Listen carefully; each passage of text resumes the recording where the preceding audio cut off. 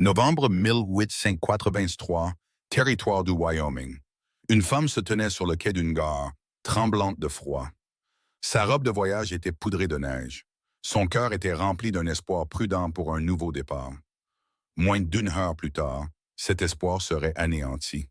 Il serait écrasé par le rire cruel d'un homme qui lui avait promis un foyer.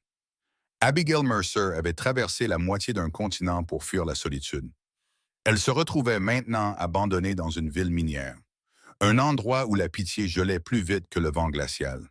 Mais dans cette même nature sauvage et impitoyable, un homme, une montagne de muscles au visage balafré, était sur le point de prendre une décision qui allait changer leur vie à jamais.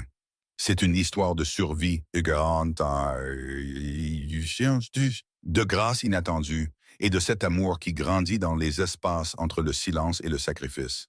Dites-moi de quelle ville vous venez dans les commentaires. Appuyez sur le bouton j'aime et restez avec moi jusqu'à la fin, car ce qui va suivre vous redonnera foi en les secondes chances. Le train s'arrêta dans un sifflement de vapeur et le grincement des roues de fer sur les rails gelés. Abigail Mercer pressa sa main gantée contre la vitre embuée de givre. Son estomac se serra, partagé entre l'espoir et l'angoisse. À travers le voile pâle de la neige qui tombait, elle distinguait à peine les silhouettes brutes des bâtiments en bois. Ils étaient blottis les uns contre les autres face au vent de novembre. Ça y est, Cedar Bluff, territoire du Wyoming, l'endroit où sa nouvelle vie était censée commencer. Elle ramassa son sac de voyage usé et descendit prudemment sur le quai. Ses bottes robustes trouvèrent une prise sur les planches glissantes de glace.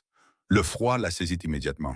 C'était un vent vif et tranchant qui traversait sa robe de voyage en laine et lui faisait pleurer les yeux. Elle avait connu l'hiver dans l'Ohio. Mais c'était différent. C'était un froid qui semblait personnel, presque vindicatif. Le quai était presque vide. Quelques hommes à l'allure rustre en manteau de toile se tenaient près de la gare. Ils fumaient, leur souffle formant des nuages blancs dans l'air glacial.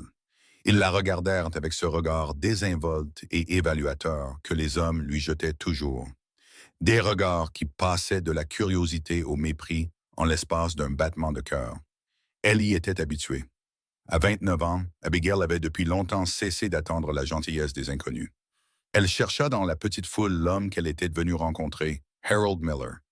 Elle avait ses lettres pliées dans son sac, 3 mois de correspondance soignée. Il s'était décrit comme un commerçant prospère, un homme de bonne réputation dans la communauté. Il cherchait une épouse capable de l'aider à gérer sa maison et son magasin. Les lettres avaient été pratiques plutôt que romantiques, ce qui convenait parfaitement à Abigail. Elle ne cherchait pas la poésie.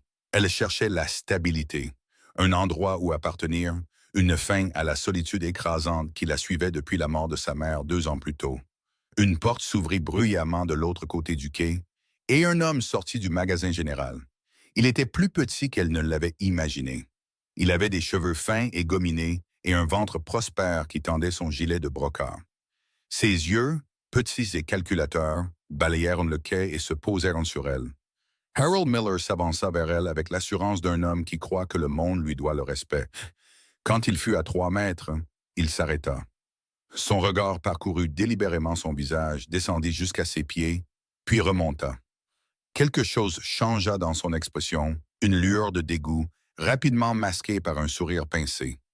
Abigail sentit la chaleur familière de la honte lui monter au cou. Mais elle releva le menton et le regarda droit dans les yeux. Elle était une femme de substance, aux épaules larges et robustes. Elle était bâtie pour le travail et l'endurance, plutôt que pour la fragilité à la mode qui ornait les pages des magazines féminins. Elle lui avait dit tout cela dans ses lettres. Elle avait été honnête sur son apparence car elle refusait de commencer un mariage sur un mensonge. « Mademoiselle Mercer, je présume, » dit Miller. Sa voix était tendue, avec quelque chose qui aurait pu être de l'amusement.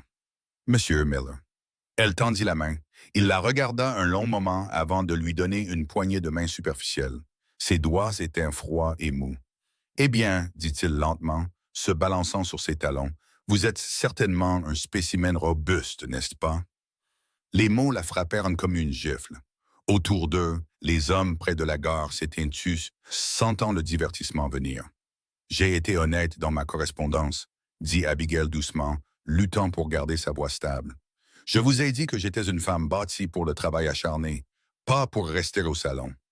Oh, vous me l'avez dit, acquiesça Miller, son sourire s'élargissant en quelque chose de laid.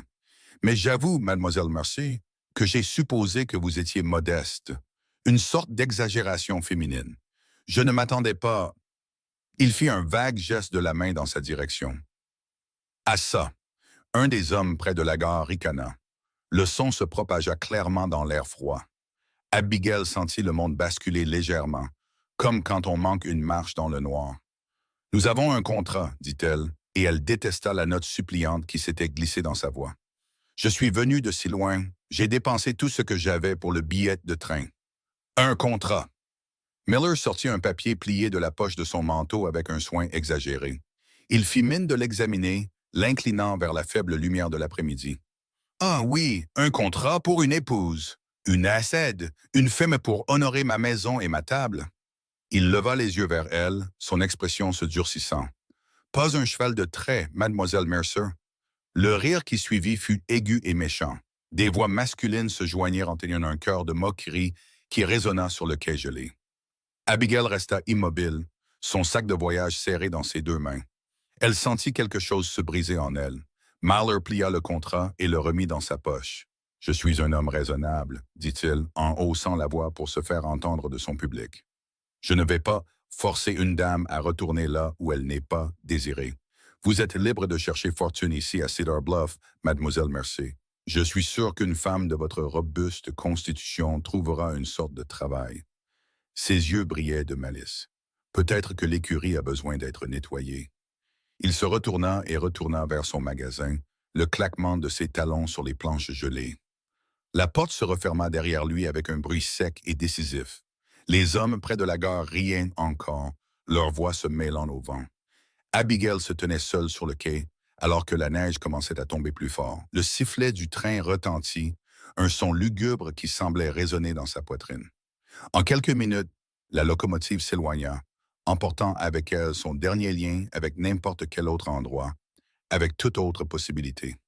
Elle baissa les yeux sur son sac de voyage. À l'intérieur se trouvait tout ce qu'elle possédait. 2 robes, une paire de bas de rechange avec des reprises soignées au talon, une brosse à cheveux qui avait appartenu à sa mère, et une petite Bible avec les noms de sa famille écrits sur la page de garde. Elle avait 17 cents dans son porte-monnaie. Pas assez pour un billet de train, pas assez pour une semaine de logement, pas assez pour quoi que ce soit, sauf peut-être un pain et une tasse de café. Les hommes près de la gare s'étaient dispersés, retournant là où les hommes vont quand le spectacle s'est terminé. Abigail ramassa son sac et descendit prudemment les marches du quai. La ville de Cedar Bluff s'étendait devant elle, un ensemble de bâtiments en bois brut disposés le long d'une rue principale boueuse. Elle pouvait voir le magasin général avec le nom de Miller peint sur la fausse façade, un saloon avec la lumière jaune des lampes qui brillait déjà aux fenêtres, quelques maisons éparses et à l'extrémité, la forme sombre de ce qui pourrait être une église. Elle se mit à marcher. Le froid s'infiltrait déjà dans son manteau.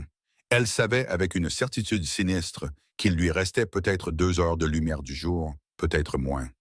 La température chutait rapidement. Elle avait besoin d'un abri. Elle avait besoin de travail. Elle avait besoin d'un miracle. La première maison à laquelle elle s'approcha appartenait à une femme mince aux yeux méfiants. Elle n'ouvrit la porte que juste assez pour jeter un coup d'œil par l'entrebâillement. Abigail expliqua sa situation aussi simplement que possible. Elle était nouvelle en ville. Elle cherchait du travail. Elle pouvait laver le linge, récurer les sols, cuisiner, n'importe quoi. Les yeux de la femme la parcoururent de haut en bas, faisant la même évaluation que Miller. « Pas de travail ici, dit-elle, et elle ferma fermement la porte. À la deuxième maison, un homme à la barbe tachée de tabac répondit. Il écouta sa demande, puis cracha un jet de jus brun dans la neige. « Vous êtes l'épouse par correspondance que Miller a refusée, dit-il. Ce n'était pas une question. Les nouvelles voyageaient vite dans les petites villes. « Je ne peux pas vous aider, madame. Je ne veux pas de problème avec Miller. Il fournit la moitié des marchandises de cette ville. » La troisième maison, la quatrième, la cinquième. Les portes s'ouvraient et se fermaient. Les visages apparaissaient et disparaissaient. Certains étaient simplement indifférents. D'autres étaient ouvertement méprisants. Une femme a même ri, d'un son aigu et nerveux, et a appelé par-dessus son épaule à quelqu'un à l'intérieur. Martha, viens voir ça. Au moment où l'obscurité totale commençait à s'installer sur Cedar Bluff, Abigail avait frappé à toutes les portes qui montraient des signes d'habitation. Ses mains étaient engourdies malgré ses gants. Ses pieds lui faisaient mal à force de marcher dans la rue gelée et défoncée. Et elle n'avait pas trouvé une seule personne disposée à lui offrir du travail ou un abri. Elle se tenait au bout de la rue principale et s'obligea à réfléchir clairement. La panique n'aiderait pas. Le désespoir n'aiderait pas. Elle avait besoin d'un plan, même si ce n'était qu'un plan pour survivre à la nuit. L'écurie. La suggestion cruelle de Miller résonna dans sa mémoire. Mais maintenant, elle l'envisageait de manière pratique. Une écurie aurait du foin, et le foin fournissait de l'isolation. Il pourrait y avoir des couvertures pour chevaux. Ce serait mieux que de geler à l'air libre. Elle trouva l'écurie au bord de la ville. C'était une structure affaissée qui semblait abandonnée depuis des mois. La grande porte coulissante pendait de travers sur ses rails. Quand elle la poussa, une odeur de vieux fumier et de foin moisi s'en échappa. À l'intérieur, il faisait un peu plus chaud que dehors, mais à peine. Le vent sifflait à travers les interstices des murs, et la neige s'était infiltrée par les lattes cassées du toit. Il y avait 3 stalles vides et une petite sellerie avec une porte qui fermait encore correctement. Abigail explora avec la minutie systématique de quelqu'un qui n'a aucune marge d'erreur. Elle trouva un tas de foin raisonnablement propre dans l'une des stalles, une couverture pour cheval s'imiter qu'elle était à peine fonctionnelle, et dans la sellerie, un poêle en fer rouillé sans bois. Elle se tenait dans l'obscurité grandissante et fit ses choix. Elle pouvait dépenser ses 1700 en nourriture ou en bois de chauffage, pas les deux. Si elle achetait de la nourriture, elle gèlerait. Si elle achetait du bois de chauffage, elle aurait faim. Quoi qu'il en soit, elle devait gagner de l'argent. Demain, elle devait trouver un moyen de se rendre indispensable à quelqu'un dans cette ville. Elle choisit le bois de chauffage. On pouvait survivre un jour ou deux sans nourriture, mais on ne pouvait pas survivre à une nuit de novembre dans le Wyoming sans chaleur. Elle retourna au magasin général. Miller était derrière le comptoir, servant un client. Quand il la vit, son expression se crispa en un mélange d'amusement et d'agacement. « Qu'est-ce que vous voulez ?» demanda-t-il. « Du bois de chauffage, » dit Abigail, « autant que 1700 peuvent en acheter. » Il rit. Son court et sec. « 1700. Ça vous donnera peut-être 3 morceaux de petits bois, ma chère, pas assez pour tenir une souris au chaud. » Alors 3 morceaux de petits bois, dit-elle d'un ton égal. Il secoua la tête, toujours avec ce sourire cruel. Le magasin est fermé, dit-il. Revenez demain. S'il vous plaît, dit Abigail, et elle se détesta de mendier. Il gèle. J'ai juste besoin d'assez pour passer la nuit. Miller se pencha sur le comptoir, son visage assez près pour qu'elle puisse sentir le whisky sur son haleine. Vous auriez dû y penser avant de monter dans ce train. Avec l'allure que vous avez, dit-il doucement. Ce n'est plus mon problème. Il se détourna pour servir son client, l'ignorant aussi complètement que si elle avait cessé d'exister.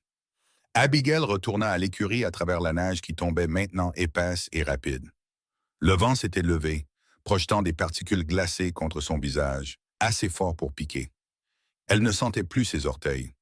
Dans la sellerie, elle étendit la couverture mitée sur le tas de foin et s'allongea toute habillée, son sac de voyage comme oreiller. Elle enroula ses bras autour d'elle et essaya de conserver le peu de chaleur que son corps pouvait générer. Le froid était différent de tout ce qu'elle avait jamais connu. Il semblait lui vider la vie, aspirant la chaleur de son corps et laissant une douleur profonde jusqu'aux os. Ses dents claquaient si fort que sa mâchoire lui faisait mal. Elle se recroquevilla en une boule serrée, rentrant ses mains sous ses bras, et fixa l'obscurité au-dessus d'elle.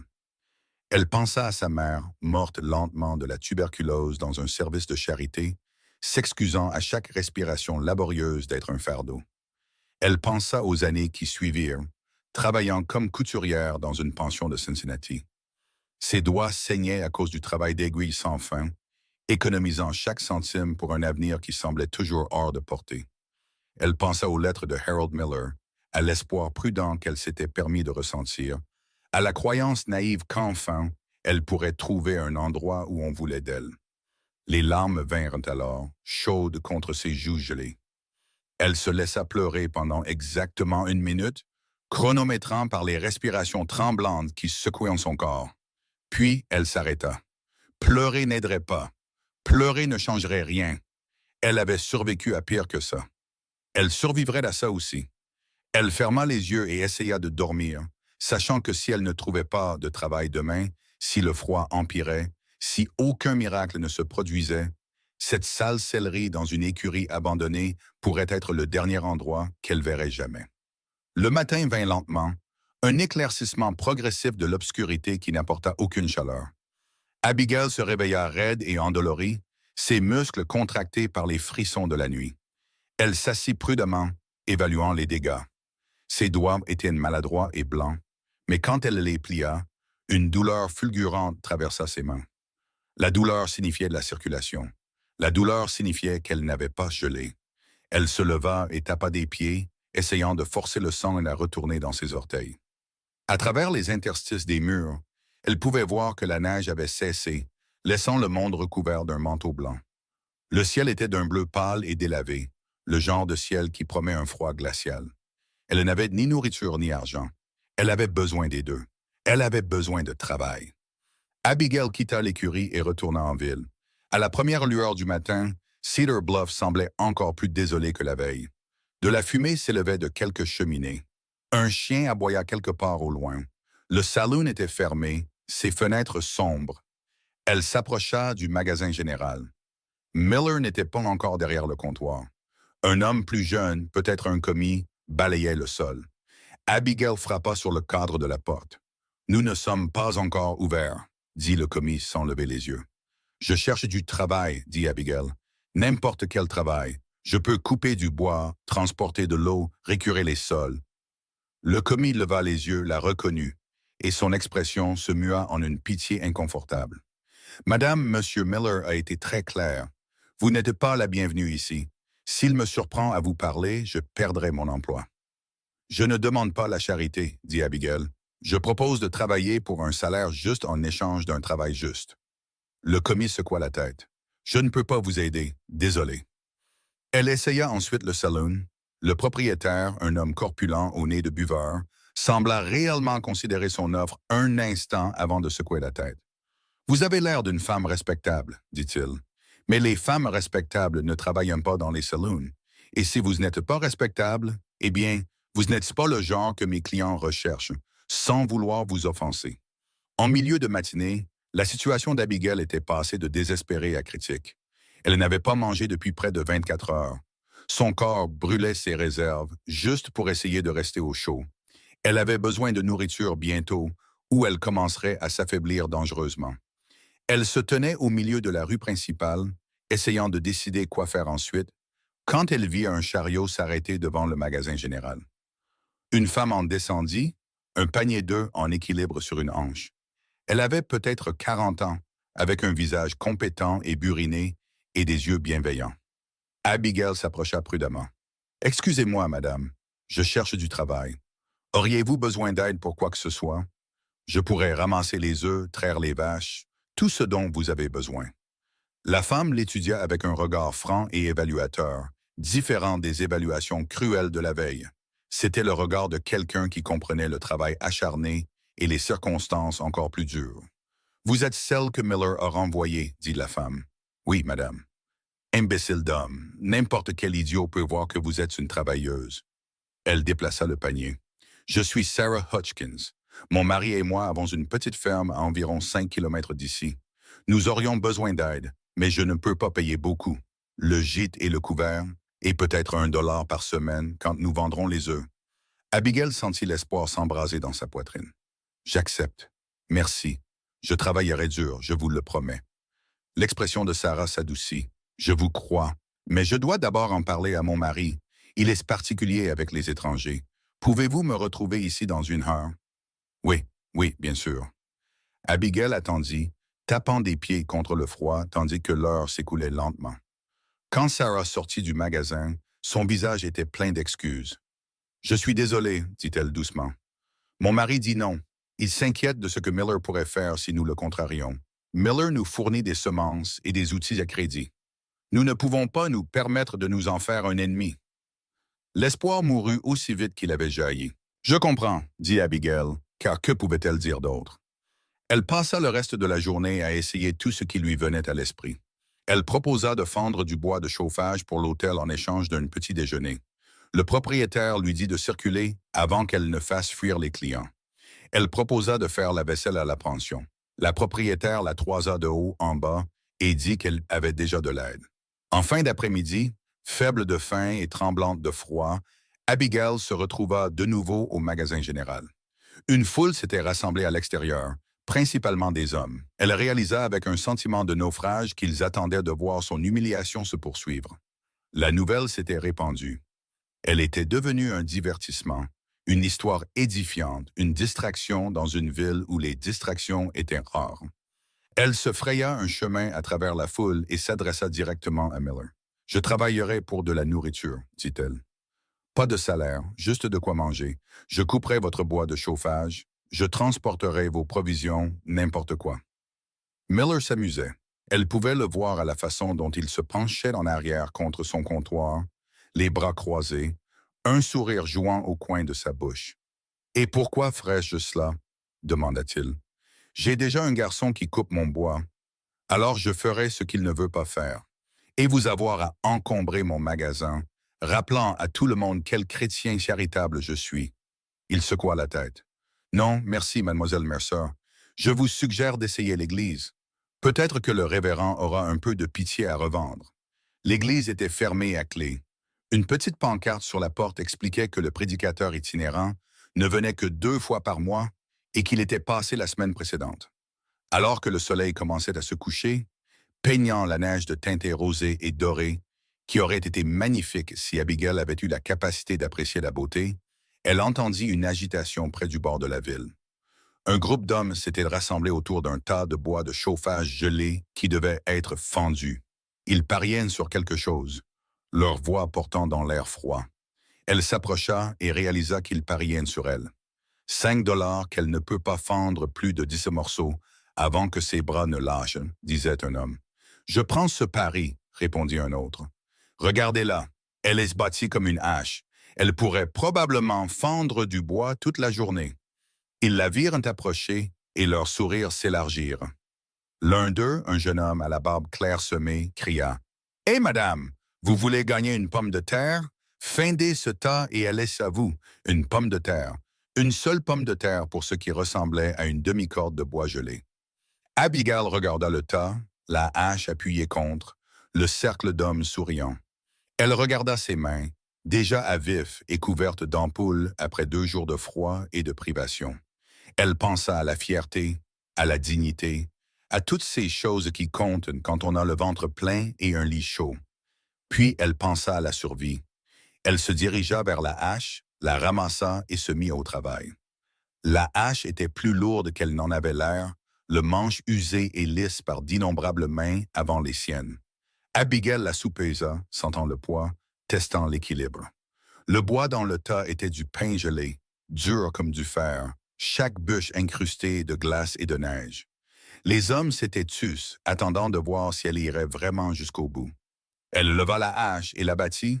L'impact lui secoua les bras jusqu'aux épaules, et la lame mordit dans le bois gelé avec un craquement qui résonna contre les bâtiments. La bûche se fendit nettement. Elle plaça un autre morceau et frappa encore et encore.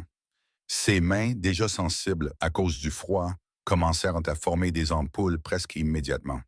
Elle sentit la peau se déchirer, sentit la chaleur humide du sang à l'intérieur de ses gants. Ses épaules la brûlaient. Son dos lui faisait mal, mais elle continua de frapper, trouvant un rythme, laissant le travail devenir mécanique. C'était quelque chose qu'elle comprenait. La douleur était familière. L'épuisement était familier. Elle pouvait surmonter les deux. Les hommes autour d'elle ne riaient plus. Ils regardaient avec quelque chose qui ressemblait à du respect, ou peut-être juste de la surprise qu'elle n'ait pas abandonnée. Elle fendit 10 bûches, puis 20, puis 30. Le tas diminuait lentement. Quand elle s'arrêta enfin, ses bras tremblaient si fort qu'elle pouvait à peine tenir la hache. Elle s'appuya sur le manche, haletante, et regarda le jeune homme qui avait fait l'offre. « 53, dit-il, l'air sincèrement impressionné. « Vous avez fendu 53 bûches, madame. » Il plongea la main dans son manteau et en sortit une pomme de terre, légèrement ratatinée, mais intacte. Il la lui lança. Abigail l'attrapa d'une main, la serra contre sa poitrine, comme si c'était de l'or. « Merci, parvint-elle à dire. « Vous l'avez mérité, dit-il, et il y avait quelque chose dans sa voix qui aurait pu être des excuses. Elle retourna vers l'écurie, la pomme de terre réchauffant ses mains froides. Elle en mangerait la moitié ce soir et garderait l'autre moitié pour demain. Elle se reposerait, et le matin, elle essaierait à nouveau. Il devait y avoir quelqu'un dans cette ville qui lui donnerait une chance. Il le fallait. Mais en passant devant le magasin général, elle entendit la voix de Miller, forte et portante. Il se tenait sur le porche, s'adressant à un petit groupe d'hommes. « Cette femme est une menace, disait-il. Elle harcèle toutes les familles respectables de la ville, mendiant des aumônes. Je ne veux pas qu'elle effraie mes clients. Quelqu'un doit la chasser avant qu'elle ne cause de vrais problèmes. » Abigail continua de marcher, la tête basse, mais elle sentit le poids de leur regard la suivre. Elle était maintenant marquée, cataloguée comme indésirable, un problème à résoudre. Dans une ville aussi petite, une fois ce jugement porté, il était presque impossible de le renverser. La nuit fut encore plus froide que la précédente. Elle mangea sa demi-pomme de terre crue, mâchant lentement pour la faire durer, puis s'enveloppa dans la couverture inadéquate et essaya de dormir. Mais le sommeil ne venait pas. Son esprit tournait en rond autour de la même question impossible. Combien de temps pourrait-elle survivre ainsi? Un autre jour, 2, une semaine. Et ensuite, quand ses forces l'abandonneraient enfin, quand le froid l'emporterait, est-ce que quelqu'un le remarquerait? Est-ce que quelqu'un s'en soucierait? Elle a dû s'assoupir finalement, car elle se réveilla au son de voix à l'extérieur de l'écurie. Des voix d'hommes, rudes et pâteuses à cause de l'alcool. Elle s'assit lentement, le cœur battant à tout rompre, et se pressa dans le coin de la sellerie. « Je te dis qu'elle est là-dedans, » dit l'une des voix. « Je l'ai vue entrer hier soir. »« Qu'est-ce que tu veux d'elle, de toute façon? » demanda une autre voix. « Juste m'amuser un peu. Miller dit qu'elle est à la disposition de tous. Il dit que personne en ville ne lèvera le petit doigt pour l'aider. » Le sang d'Abigail se glaça. Elle chercha des yeux dans la sellerie sombre quelque chose qu'elle pourrait utiliser comme arme. Ses doigts se refermèrent sur un fer à cheval rouillé. C'était mieux que rien. La porte de l'écurie s'ouvrit en grinçant, des pas crissant sur le sol jonché de foin. « Sors! Sors où que tu sois! » chanta une voix moqueuse. Elle se leva, le dos contre le mur, le fer à cheval serré dans son poing. S'il passait cette porte, elle se battrait. Elle tomberait dans se battant. Les pas se rapprochèrent. Une ombre se projeta sous la porte de la sellerie. La poignée commença à tourner. Et puis, de l'extérieur, une autre voix traversa la nuit.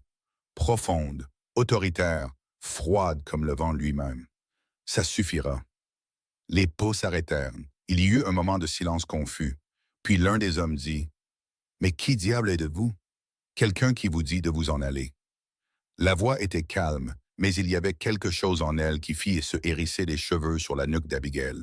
Ce n'était pas un homme qui faisait des menaces en l'air. « On ne fait rien de mal, » protesta l'un des ivrognes, mais sa voix avait perdu de son assurance. « On vient juste voir une amie. Il n'y a aucune amie à vous là-dedans. Maintenant, dégagez avant que je ne vous dégage. » Il y eut un bruit de bousculade, quelques jurons marmonnés, puis la porte de l'écurie se referma en grinçant. Les voix s'éloignèrent dans la nuit, s'estompant rapidement. Abigail resta figée sur place, retenant à peine sa respiration. Après un long moment, elle entendit le craquement de bottes sur la neige se rapprochant de la sellerie. Elle leva le fer à cheval, la main tremblante. On frappa à la porte, pas agressivement, juste fermement. « Ils sont partis, » dit la voix profonde. « Vous pouvez sortir. » Elle ne bougea pas. « Je ne vais pas vous faire de mal, » continua la voix. « Je m'appelle Silas Vance. Je dirige un camp de bûcherons sur le pic Blackwood. Je suis descendu pour des provisions. » Lentement, Abigail ouvrit la porte d'une fente. Dans la faible lueur de la lune filtrant à travers le toit cassé de l'écurie, elle pouvait à peine distinguer une silhouette. Un homme grand, très grand, large d'épaules, portant un lourd manteau de fourrure qui le faisait paraître encore plus grand. Son visage était principalement dans l'ombre, mais elle entrevit des cheveux sombres, une barbe épaisse, et ce qui aurait pu être une cicatrice courant le long d'un côté de son visage. « Merci, » dit-elle doucement, « de les avoir arrêtés. » Il hocha la tête une fois, un bref mouvement de tête. « J'ai entendu ce qui s'est passé avec Miller. J'ai entendu que vous avez essayé de trouver du travail. Les nouvelles voyagent vite. Petite ville. Il resta silencieux un moment, et elle eut l'impression qu'il l'étudiait, faisant une sorte d'évaluation. Vous savez cuisiner? La question l'a pris au dépourvu. Oui, je sais cuisiner. Entretenir un feu, raccommoder des vêtements, les travaux de base d'un camp. Oui, j'ai fait tout ça.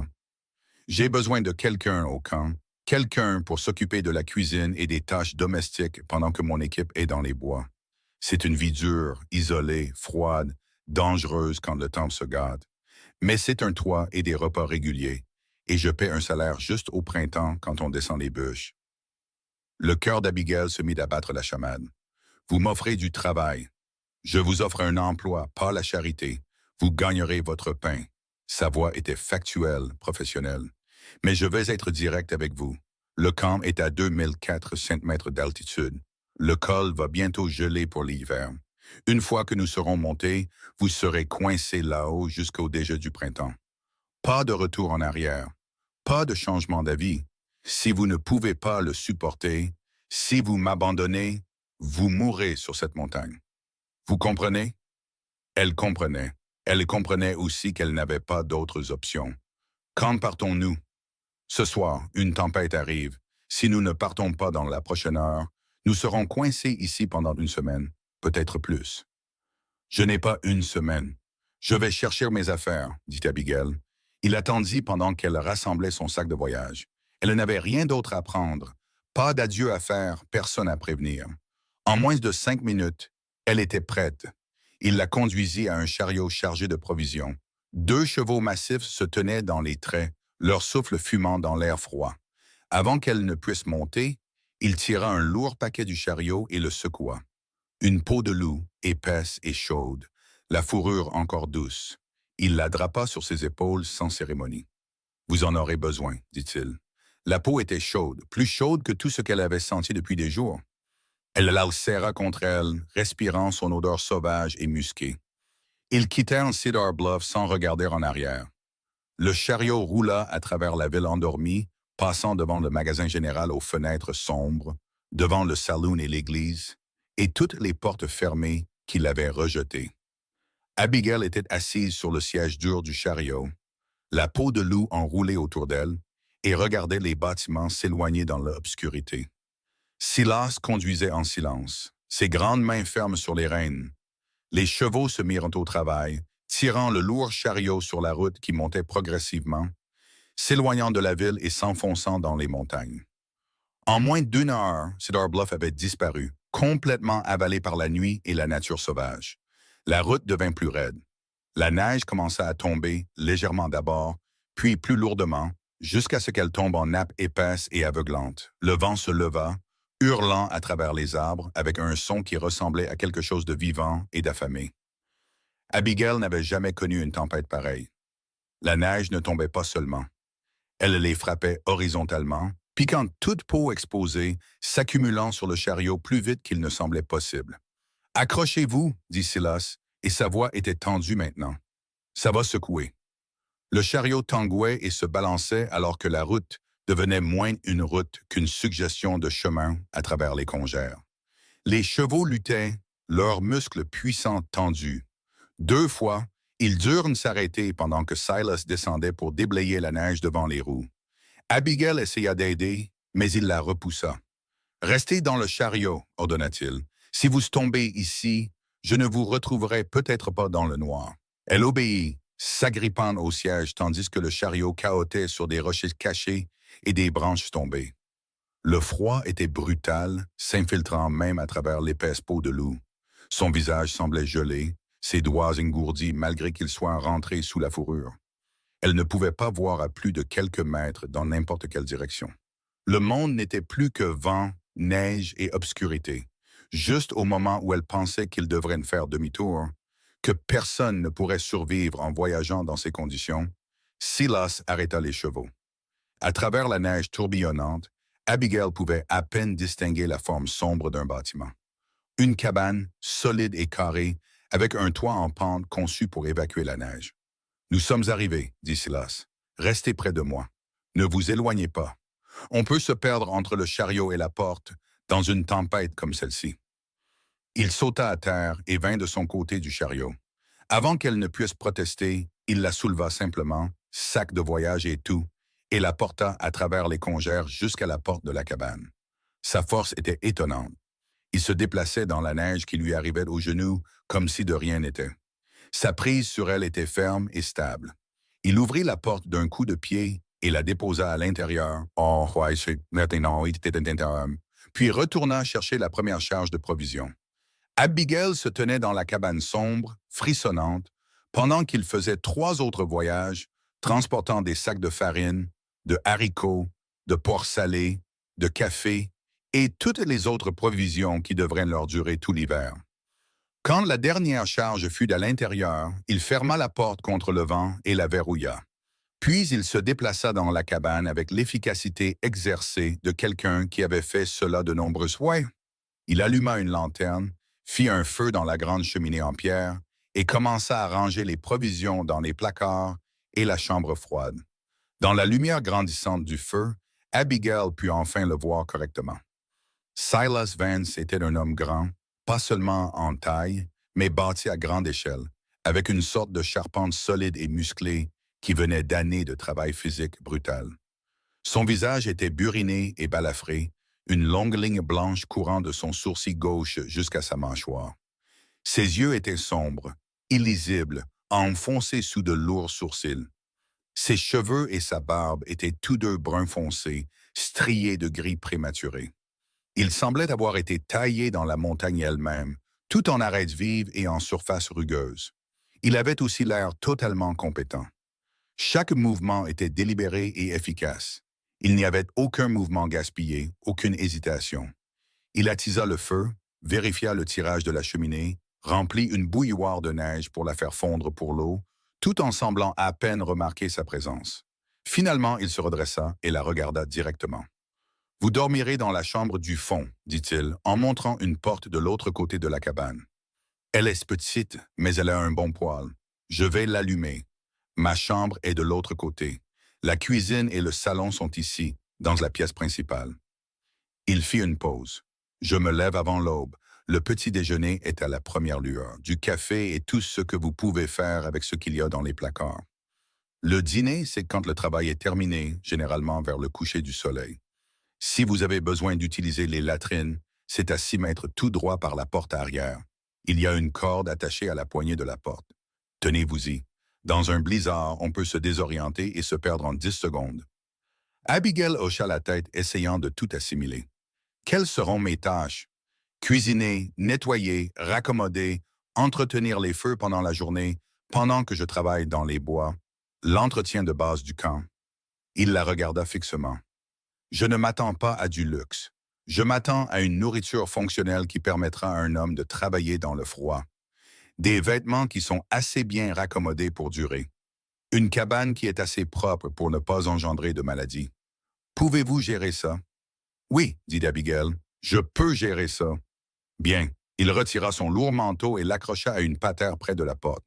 En dessous, il portait une chemise en flanelle et un pantalon de travail en toile. Tous deux bien usés mais propres. Il y a des haricots et du porc salé dans ce baril. De la farine dans la jarre. Je n'ai pas eu de vrai repas depuis 3 jours. Pensez-vous pouvoir préparer quelque chose? Ce n'était pas vraiment une question. Abigail posa son sac de voyage et se dirigea vers la cuisine. Elle était bien équipée. Elle devait lui accorder cela. Un bon poêle en fonte, un plan de travail solide, des casseroles et des poêles suspendus à des crochets, des ustensiles de base. Elle trouva les haricots déjà trempés et le porc salé. Il y avait un oignon dans un panier, légèrement germé, mais utilisable.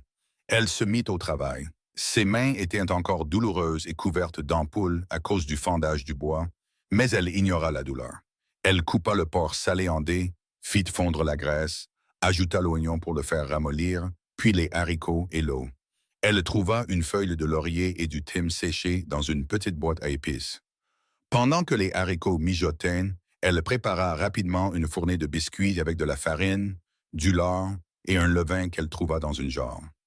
Céas la regarda travailler quelques minutes, puis alla s'occuper de ses chevaux. Quand il revint à l'intérieur, tapant la neige de ses bottes, la cabane était remplie de l'odeur de la nourriture qui cuisait. Ils mangèrent en silence à la table en planche brute. Abigail avait si faim qu'elle dut se forcer à ne pas dévorer la nourriture. Les haricots étaient simples mais copieux, le porc salé ajoutant une saveur riche et grasse que son corps épuisé désirait.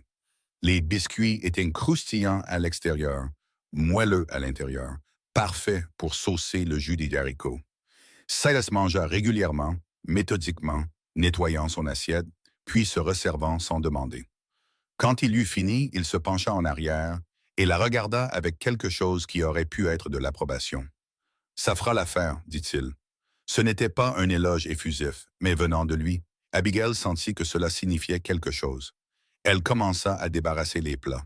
« Laissez-les, dit Silas. Vous avez l'air d'être sur les rotules. Allez dormir. Le matin arrive tôt. » Il lui montra la chambre du fond. Elle était petite, comme il l'avait dit, à peine assez grande pour un lit étroit et un petit poêle. Mais le lit avait un vrai matelas, rembourré de quelque chose qui ressemblait à des feuilles de maïs, et il y avait des couvertures, de vraies couvertures en laine, épaisses et propres. Le poêle était déjà allumé, dégageant une chaleur bénie. « Merci, dit Abigail, et sa voix se brisa légèrement sur les mots. « Pour tout ça, pour m'avoir donné une chance. » Silas parut mal à l'aise, comme si la gratitude était quelque chose qu'il ne savait pas gérer. « Vous la mériterez, dit-il d'un ton bourru. Reposez-vous. » Il partit, fermant la porte derrière lui. Abigail se tenait dans la petite pièce et sentit quelque chose en elle se détendre, enfin, enfin. Elle était au chaud. Elle était en sécurité. Elle avait un lit, un toit et un travail. Pour la première fois en 3 jours, elle ne se battait pas pour sa survie immédiate. Elle s'allongea sur le lit sans même se déshabiller, trop épuisée pour faire plus que de tirer les couvertures sur elle. La dernière chose qu'elle entendit avant que le sommeil ne l'emporte fut le hurlement du vent dehors et le crépitement du feu dans le poêle. Elle était sur une montagne au milieu d'un blizzard avec un étranger balafré dont elle connaissait à peine le nom de famille. Et pourtant, elle se sentait plus en sécurité qu'elle ne l'avait été depuis des années. Elle se réveilla à l'odeur du café et à la lumière grise de l'aube filtrant par la petite fenêtre. Pendant un instant, elle ne se souvint plus où elle était. Puis tout lui revint, la montagne, la cabane, Silas. Elle s'assit, grimaçant à cause de la raideur de ses muscles. Ses mains étaient pires que ce à quoi elle s'attendait, les ampoules éclatées et suintantes. Elle devrait les panser avant de commencer à travailler. Quand elle sortit de sa chambre, Silas était déjà debout, habillé de lourds vêtements de travail, laçant une paire de bottes en cuir balafré. Il la regarda, puis ses mains. « Il y a des fournitures médicales dans ce placard, » dit-il en désignant un meuble. « Des bandages et de la pommade. Occupez-vous de ça avant de faire quoi que ce soit d'autre. » Elle trouva les fournitures et pansa ses mains du mieux qu'elle put. Quand elle eut fini, Silas attendait près de la porte, une grande hache sur l'épaule. « Je vais travailler dans le bois du Nord aujourd'hui, dit-il. Je ne serai probablement pas de retour avant la nuit. Il y a plein de nourriture. Servez-vous. Familiarisez-vous avec le fonctionnement des choses ici. » Il fit une pause. « Ne sortez pas sans une bonne raison. La tempête souffle encore et il est facile de se désorienter. » Puis il fut parti, sortant dans le vent et la neige et fermant fermement la porte derrière lui. Abigail se tenait dans la cabane soudainement silencieuse et regarda autour d'elle. Son domaine pour l'hiver. Elle avait du travail à faire. Elle commença par la vaisselle de la veille, la lavant dans de l'eau chauffée sur le poêle. Puis elle balaya le sol, entretint le feu et commença à faire l'inventaire des provisions. Il y en avait plus que ce à quoi elle s'attendait. Des sacs de haricots, de farine, de semoule de maïs, d'avoine, un baril de porc salé, un autre de poisson salé, des pommes et des pruneaux séchés, du café, du thé, du sucre, du sel, un panier d'oignons et de pommes de terre. Dans la chambre froide, une demi-carcasse de cerf était suspendue, gelée. Elle commença à planifier les repas dans sa tête. Avec ce qu'il y avait là, elle pourrait leur préparer des repas copieux et variés tout l'hiver. Elle pourrait faire des ragoûts, des rôtis et des tourtes. Elle pourrait faire du pain, des biscuits et peut-être même une douceur occasionnelle. Cette pensée lui plut d'une manière qui la surprit. C'était du travail. Elle le savait, un travail pour lequel elle était douée. Un travail qui comptait. La journée passa vite. Elle fit du pain, pétrissant la pâte jusqu'à ce que ses mains lui fassent mal malgré les bandages. Elle prépara un ragoût de venaison, coupant la viande de la carcasse gelée avec un couteau lourd, ajoutant des légumes et des herbes. Elle raccommoda une déchirure dans l'une des chemises de travail de Silas, ses poings petits et réguliers malgré ses mains abîmées. Quand la lumière commença à baisser, elle entendit le bruit d'une hache mordant dans le bois. Elle regarda par la fenêtre et vit Silas fendre du bois de chauffage dans la clairière derrière la cabane. Il travaillait avec une efficacité rythmique et puissante, la hache montant et descendant, chaque coup fendant une bûche nettement. Il rentra après la tombée de la nuit, couvert de neige et de sueur, et accrocha son manteau près de la porte. La cabane était chaude, le ragoût bouillonnait sur le poêle, le pain refroidissait sur la table. Il regarda autour de lui, absorbant tout, puis fit un unique signe de tête approbateur. Ils mangèrent de nouveau ensemble en silence. Abigail apprenait que Silas n'était pas un grand bavard. Il parlait quand il avait quelque chose à dire, et le reste du temps, il se contentait d'être silencieux. C'était différent de la gaieté forcée qu'elle avait endurée dans les pensions, différent des railleries cruelles de Cedar Bluff. Ce silence était confortable, voire complice. Après le dîner, il tira un morceau de bois d'un bac près de la cheminée et commença à le sculpter. Ses grandes mains, étonnamment adroites, maniaient un petit couteau. Abigail fit la vaisselle, puis s'assit dans une chaise près du feu avec un panier de raccommodage. « Qu'est-ce que vous fabriquez ?» demanda-t-elle après un moment. Il leva le morceau. Il commençait à prendre la forme d'un oiseau, l'aile déployée. « Un faucon, dit-il. Se vend bien au printemps, les touristes aiment ça. » C'est magnifique. Il haussa les épaules et se remit au travail. Ils restèrent assis comme ça pendant 1 heure. Les seuls sons étaient le crépitement du feu, le murmure de son couteau sur le bois et le hurlement du vent dehors. Quand Abigail se leva enfin pour aller se coucher, Silas leva les yeux. « Vous avez bien travaillé aujourd'hui, dit-il. Vraiment bien. » C'était une petite chose, à peine un compliment. Mais après le rejet et la cruauté de Cedar Bluff, après des années à s'entendre dire qu'elle n'était pas assez bien, cela atterrit dans sa poitrine comme une chaleur. Elle sourit, un vrai sourire, le premier depuis des jours. « Merci, dit-elle. »« Bonne nuit, monsieur Vance, du... » « Silas, corrigea-t-il. Juste Silas. »« Bonne nuit, Silas. » Les jours commencèrent à s'installer dans un rythme. Silas partait à la première lueur pour travailler sa concession forestière, abattant des arbres et transportant des bûches. Abigail gérait la cabane, cuisinant, nettoyant et apprenant les défis particuliers de la vie à 2400 mètres d'altitude. L'altitude la rendait essoufflée au début, mais son corps s'adapta. Le froid était constant, mais la cabane était bien construite et restait chaude. Elle apprit à cuisiner en haute altitude, ajustant ses recettes jusqu'à ce que le pain lève correctement. Elle apprit à étirer leurs provisions, faisant des soupes copieuses avec des os et des restes de légumes. Elle apprit à entretenir les feux à la température exacte, ni trop chaud, ni trop froid. Et lentement, prudemment, elle commença à ressentir quelque chose qu'elle n'avait pas ressenti depuis des années. Elle commença à se sentir compétente, appréciée, en sécurité. Silas était un homme d'habitude, et Abigail les apprit rapidement.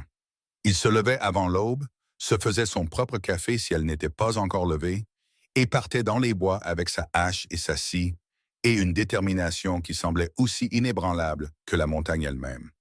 Il revenait au crépuscule, tapant la neige de ses bottes, le visage rougi par le vent et le froid. Il mangeait tout ce qu'elle lui mettait devant lui sans se plaindre, passait 1 heure ou 2 à sculpter près du feu, puis se retirait dans sa chambre. Il parlait peu, observait beaucoup, et ne lui fit jamais sentir qu'elle était autre chose qu'une employée appréciée faisant un travail nécessaire. C'est le silence qui la toucha en premier, non pas parce qu'il était oppressant, mais parce qu'il était bienveillant. Il n'y avait aucune critique cachée dedans, aucun jugement prêt à surgir. Quand elle brûla les galettes de maïs le 3e matin, les laissant carboniser d'un côté pendant qu'elle luttait avec le poêle capricieux, elle s'était préparée à la colère. Ses mains avaient tremblé en raclant les galettes ruinées dans le seau à déchets, formulant déjà des excuses dans son esprit. Silas avait regardé le désastre noirci, puis son visage blême, et avait simplement dit « Le poêle chauffe fort sur le côté gauche. Gardez votre poêle sur la droite. » Puis il avait enfilé son manteau et était parti travailler, la laissant debout dans la cuisine avec des larmes de soulagement piquant ses yeux. Ce soir-là, il était rentré à la maison pour trouver un dîner parfait qui l'attendait. Un rôti de venaison avec des pommes de terre et des carottes, des biscuits dorés et moelleux, et un cobbler aux pommes séchées qui remplissait la cabane d'une odeur de cannelle. Il avait mangé 2 portions de tout, puis s'était penché en arrière dans sa chaise et avait dit « Vous avez compris le poil. » « Oui, » avait répondu Abigail, et la fierté dans sa voix l'avait surprise. Quand avait-elle été fière de son travail pour la dernière fois? Quand quelqu'un l'avait-il fait sentir pour la dernière fois que sa compétence comptait? Les jours raccourcirent et se refroidirent à mesure que novembre avançait vers décembre. La neige s'accumula plus haut autour de la cabane, formant des congères contre les murs, jusqu'à ce que Silas doive pelleter des chemins vers le bûcher et les latrines chaque matin. Le vent descendait des sommets avec un son de loup hurlant, faisant vibrer les volets et trouvant chaque petite fissure dans les murs de la cabane. Mais à l'intérieur, Abigail construisit une sorte de chaleur qui n'avait rien à voir avec le feu. Elle apprit à faire de la cabane un foyer. Elle suspendit des bouquets d'herbes séchées au chevron, remplissant l'air d'une odeur de thym et de sauge. Elle frotta les planchers bruts jusqu'à ce qu'ils soient assez propres pour y manger.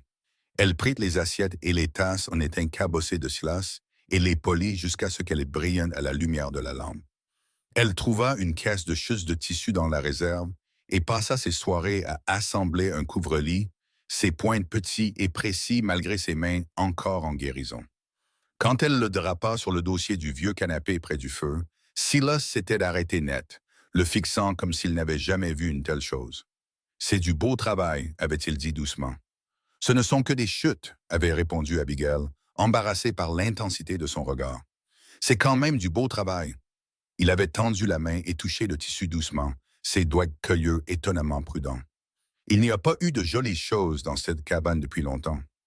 Le compliment l'avait réchauffée plus qu'elle ne voulait l'admettre. Elle commença à prêter plus d'attention aux petites touches, aux choses qui donnaient à une maison une impression de soin. Elle arrangea des branches de pin dans un pichet en étain sur la table. Elle balayait les pierres du foyer 2 fois par jour pour les garder propres de cendres. Elle s'assurait qu'il y avait toujours du café chaud qui attendait quand Silas rentrait du froid. Et Silas, à sa manière silencieuse, commença à la remarquer. Pas de la manière dont les hommes l'avaient regardée à Cedar Bluff, avec mépris ou moquerie, mais avec une sorte d'attention prudente qui la faisait se sentir vue pour la première fois de sa vie.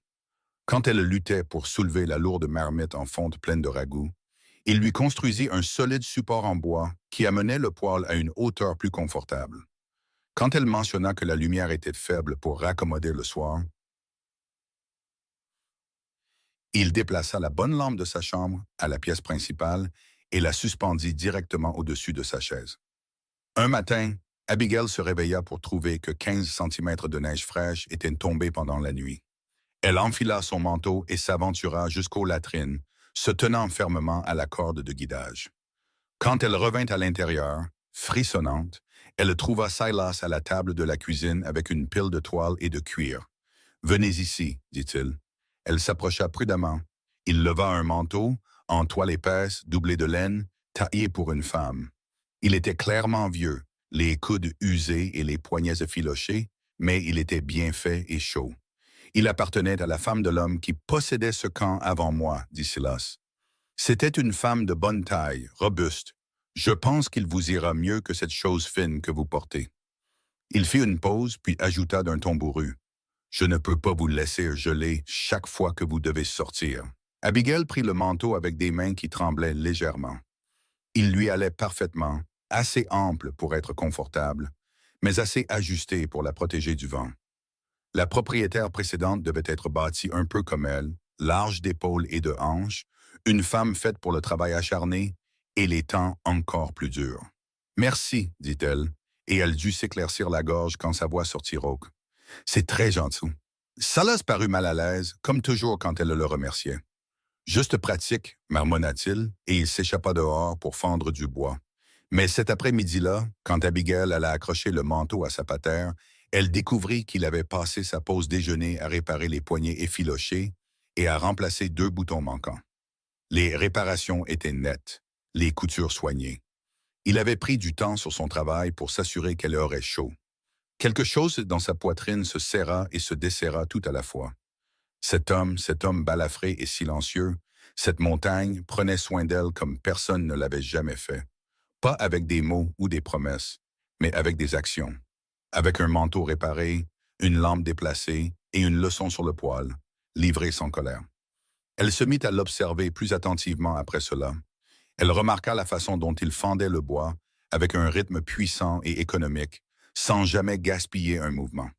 La façon dont il sculptait le soir, ses grandes mains faisant naître la beauté de morceaux bruts de pain et de cèdre. La façon dont il se servait toujours en dernier, s'assurant qu'elle avait pris sa part en premier.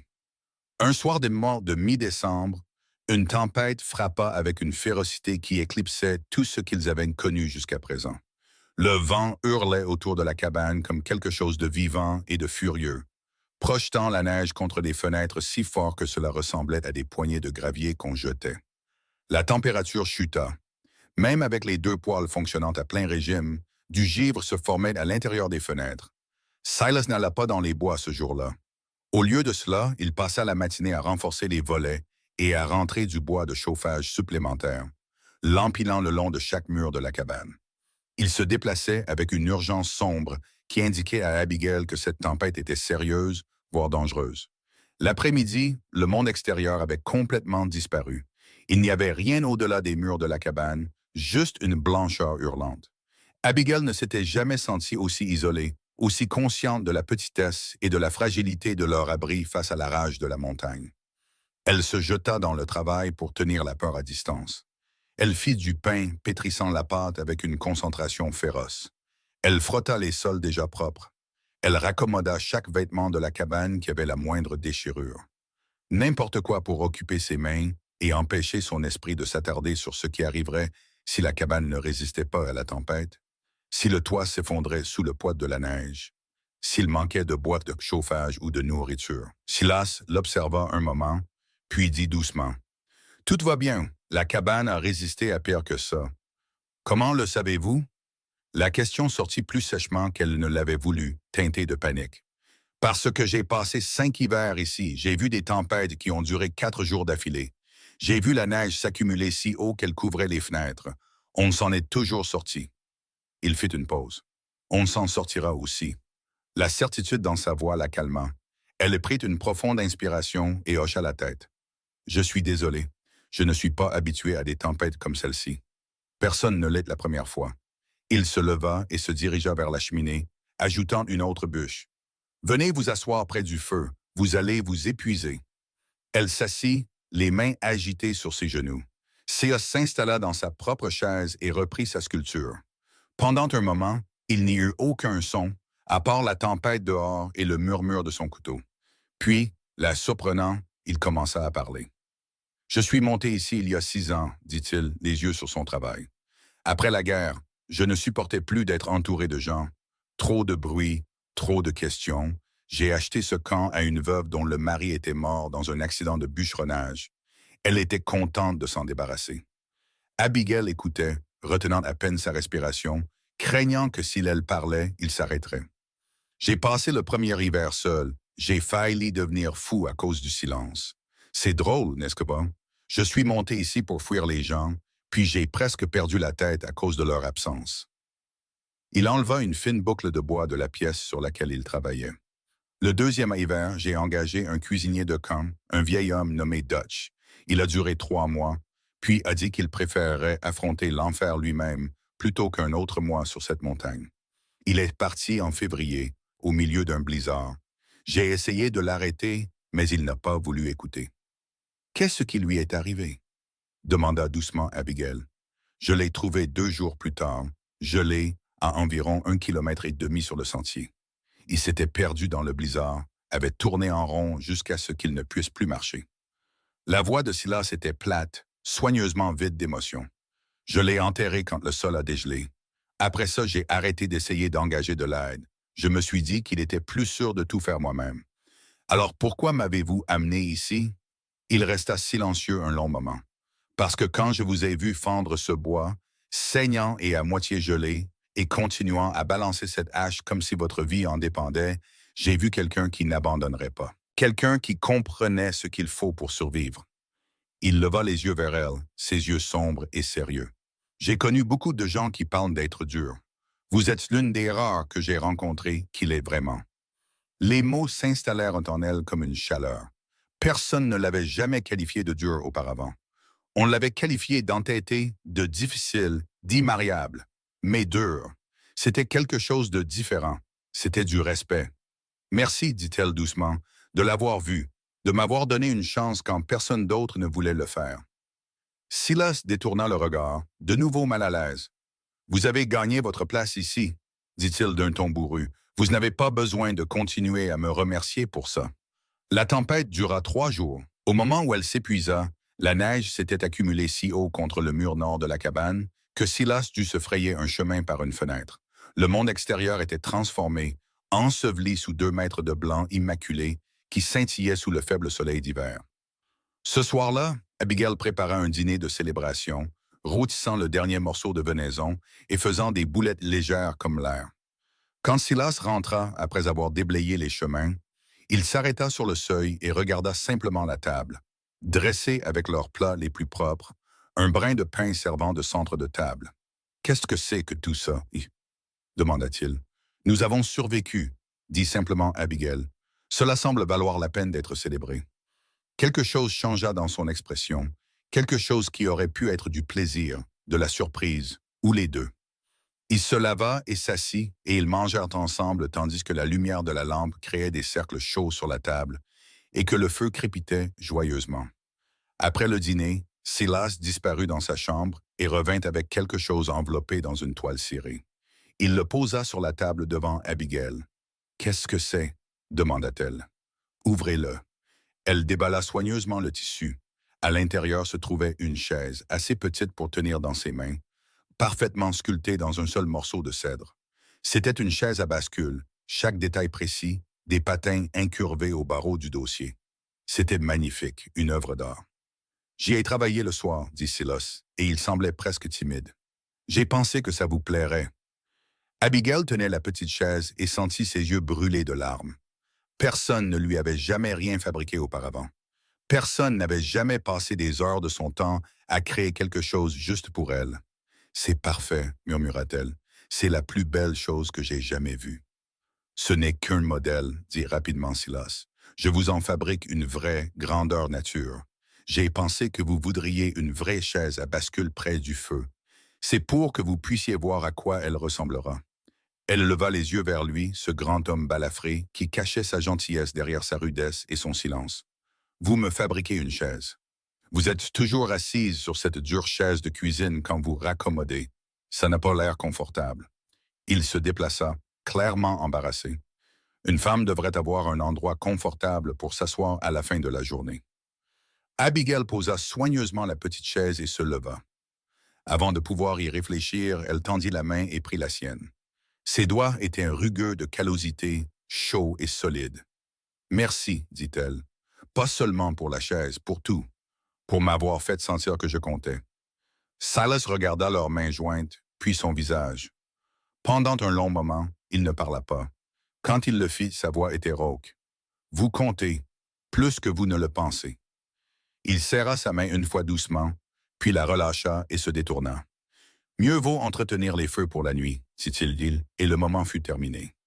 Mais Abigail alla se coucher cette nuit-là avec une petite chaise sur l'étagère à côté de son lit et une chaleur dans sa poitrine qui n'avait rien à voir avec le poêle. Noël arriva tranquillement. Il n'y avait pas d'église où aller, pas de voisins à visiter, pas de cadeaux à échanger au-delà de ce qu'il s'était déjà donné. Sa gentillesse et ses soins. Mais Abigail rendit quand même la journée spéciale.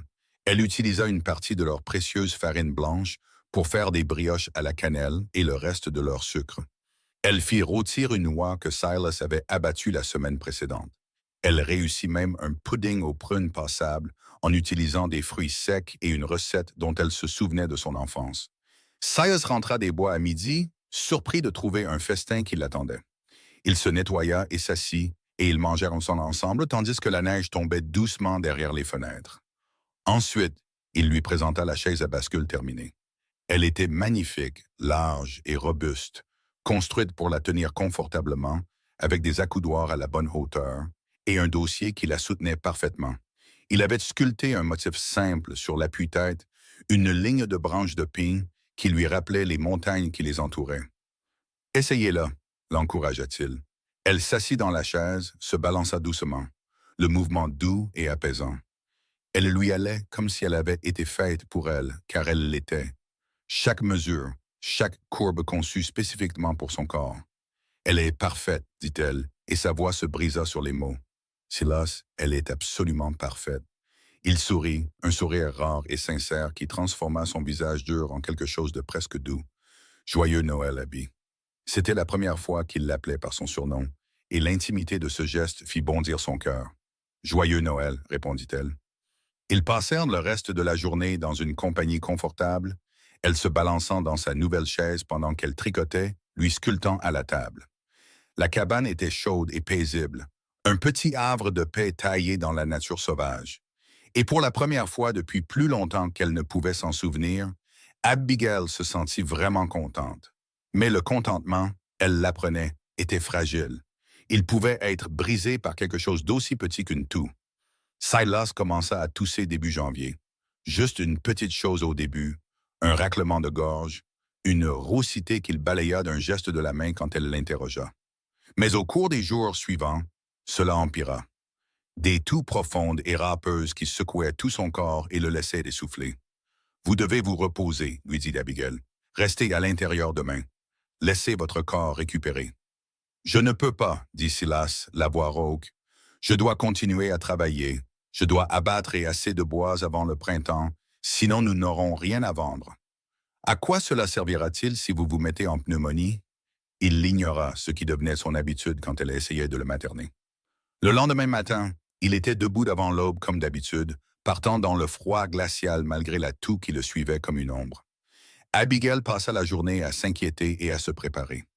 Elle fit une infusion forte d'aiguilles de pin et de miel, quelque chose que sa mère jurait efficace pour les affections pulmonaires. Elle chauffa des pierres dans le feu et les enveloppa dans un tissu pour réchauffer son lit. Elle prépara la soupe la plus riche et la plus nourrissante possible, utilisant du bouillon d'os, des légumes et toutes les herbes médicinales auxquelles elle pouvait penser. Quand Silas rentra ce soir-là, il avait de l'air gris d'épuisement. La toux avait empiré, survenant par quinte qui le laissait plier en deux. Il mangea la soupe qu'elle lui imposa, but l'infusion d'aiguilles de pain sans se plaindre, et la laissa empiler des couvertures supplémentaires sur son lit. Mais le lendemain matin, il était debout et repartait travailler. Et le matin suivant. L'homme était têtu comme la montagne elle-même et 2 fois plus inébranlable. Le 4e jour, Abigail en eut assez. Quand Silas attrapa son manteau, elle se plaça entre lui et la porte. « Non, dit-elle fermement. Il la regarda, surpris. « Pardon? Vous m'avez entendu? Non. Vous ne sortirez pas aujourd'hui. Vous êtes malade, Silas. Cette toux s'aggrave, elle ne s'améliore pas. Vous avez besoin de repos. » « J'ai besoin de travailler, dit-il, et il essaya de la contourner. Elle bougea avec lui barrant le chemin. « Vous avez besoin de ne pas mourir de pneumonie sur cette montagne, rétorqua-t-elle. Que se passera-t-il si vous vous effondrez là-dehors dans la neige? Que se passera-t-il si vous vous mettez en fièvre et que vous ne pouvez pas rentrer à la cabane? Je ne peux pas venir vous chercher. Je ne connais pas les sentiers. Vous mourrez de froid et je serai coincé ici seul jusqu'au printemps. » Quelque chose vacilla dans ses yeux, de la compréhension peut-être qu'elle n'était pas juste difficile. Elle avait peur. « Ça ira, » dit-il, mais sa voix manquait de conviction. « Non, ça n'ira pas. Et je ne vous perdrai pas parce que vous êtes trop têtu pour prendre soin de vous. » Les mots sortirent plus féroces qu'elle ne l'avait prévu, brutes d'émotion. « S'il vous plaît, Silas, juste un jour. Reposez-vous. Laissez-moi prendre soin de vous comme vous avez pris soin de moi. » Il resta là un long moment, et elle pouvait voir la guerre qui se déroulait en lui, le besoin de travailler, luttant contre l'épuisement, la fierté, luttant contre le bon sens. Finalement, lentement, il déboutonna son manteau et le raccrocha à sa potère. « Un jour, concéda-t-il. « Un jour, acquiesça-t-elle. » Elle le fit asseoir dans la chaise à bascule près du feu, enveloppée dans des couvertures. Elle continua de lui apporter du thé chaud et sucré. Elle lui prépara du bouillon et du pain tendre, et le força à manger même quand il prétendait ne pas avoir d'appétit. Et progressivement, au cours de la journée, la terrible tension dans ses épaules commença à se relâcher. Ce soir-là, pendant qu'il somnolait dans la chaise, Abigail s'assit à la table et réalisa quelque chose qui lui serra la poitrine de joie et de peur. Elle tenait à cet homme pas seulement comme un employeur ou un compagnon de survie, mais comme quelque chose de plus. Elle en était venue à dépendre de sa force tranquille, de sa gentillesse inattendue, de la façon dont il la faisait se sentir appréciée et en sécurité. La pensée de le perdre, d'être seule sur cette montagne, ou pire, d'être seule n'importe où, la remplit d'une terreur qu'elle n'avait pas ressentie depuis les derniers jours de sa mère. Quand cela était-il arrivé? Quand Silas Vance était-il passé de sa seule option de survie à la personne pour laquelle elle voulait le plus survivre? Elle n'avait pas de réponse. Elle savait seulement que lorsqu'il se réveilla et lui sourit, groggy et chaud, et dit « Merci de m'avoir forcé à me reposer », son cœur fit quelque chose de compliqué et de totalement inattendu. « Quelqu'un doit veiller sur vous », répondit-elle, essayant de garder sa voix légère. « Vous êtes terrible pour ça vous-même. » « Je suppose que c'est vrai, acquiesça-t-il, et l'affection dans son ton la fit détourner le regard avant qu'il ne puisse voir ce qui, elle en était certaine, devait être écrit sur tout son visage. Silas se rétablit lentement, et pendant ces jours de repos forcé, quelque chose changea entre eux. La distance prudente qu'ils avaient maintenue commença à s'éroder, usée par la proximité et les petites intimités de la maladie. Abigail lui apportait du thé, et il attrapait sa main en remerciement, la tenant juste un instant de plus que nécessaire. Elle ajustait les couvertures autour de ses épaules et sentait son regard la suivre alors qu'elle se déplaçait dans la cabane. Ils parlaient de plus, remplissant les heures calmes d'histoires de leur passé, des révélations prudentes qui les rapprochaient. Il lui parla de son enfance en Pennsylvanie, de la perte de ses parents à cause de la fièvre quand il avait 14 ans, de la guerre et des choses qu'il avait vues qui hantaient encore son sommeil. Elle lui parla de sa mère, des années de lutte après sa mort, de la solitude désespérée qui l'avait poussé à répondre à l'annonce de Harold Miller. Aucun d'eux ne parla de sentiments, de la façon dont l'air semblait s'épaissir quand ils étaient proches, de la façon dont leurs regards se croisaient et se maintenaient à travers la lumière de la lampe. Mais c'était là, s'accumulant comme la neige sur une pente raide, attendant le bon moment pour se libérer. Fin janvier, Silas était de retour au travail, bien qu'Abigail lui ait fait promettre de rentrer si le froid devenait trop glacial ou si la toux menaçait de revenir. L'hiver s'intensifia, les jours restant courts et sombres. Les notes s'étiraient, ils retombèrent dans leur rythme. Mais c'était différent maintenant, plus chaleureux. Il y avait plus de sourires, plus de contacts occasionnels, plus de moments où ils travaillaient côte à côte dans un silence confortable qui ressemblait à une conversation.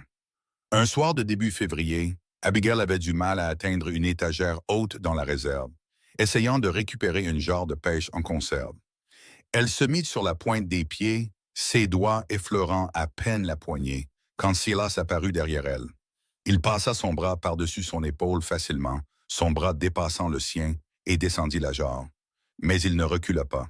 Pendant un instant, ils restèrent là, lui derrière elle, assez près pour qu'elle puisse sentir sa chaleur, sentir l'odeur propre de pain et de bois qui s'accrochait à ses vêtements.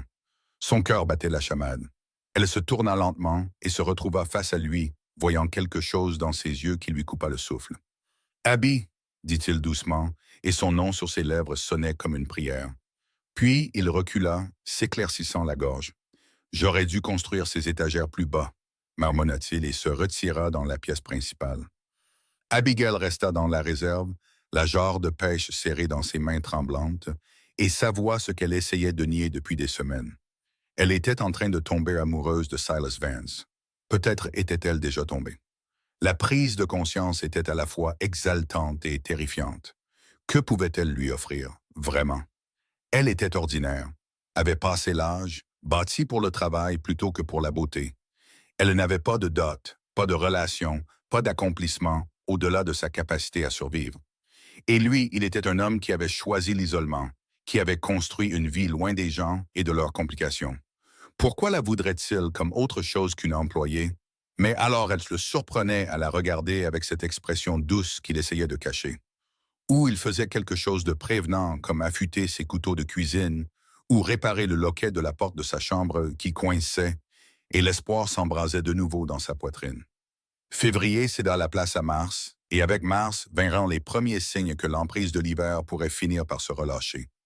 Les jours s'allongèrent progressivement. La neige commença à développer une croûte pendant la journée, là où le soleil la frappait. Des oiseaux apparurent, des espèces de montagnes robustes qui avaient résisté au froid dans des vallées abritées. Silas commença à parler du dégel printanier, de la descente du bois à la scierie, de l'argent qu'il gagnerait et de la façon dont il lui paierait son salaire.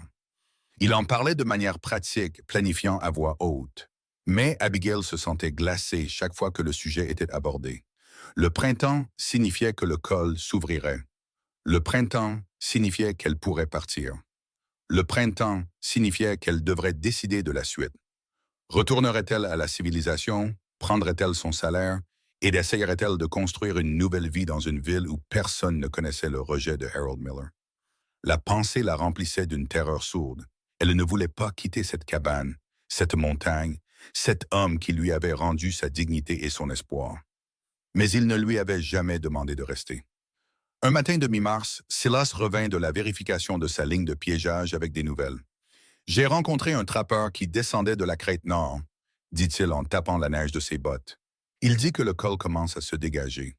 Encore quelques semaines, peut-être un mois, et nous pourrons descendre le bois à Cedar Bluff. La main d'Abigail s'immobilisa dans la pâte à pain qu'elle pétrissait. Sitôt, si le temps se maintient, nous avons eu une année de neige légère. Tout fond plus vite que d'habitude. Il se versa du café, le dos tourné vers elle. Je devrais bientôt descendre en ville, organiser les chariots et les équipes pour transporter les bûches.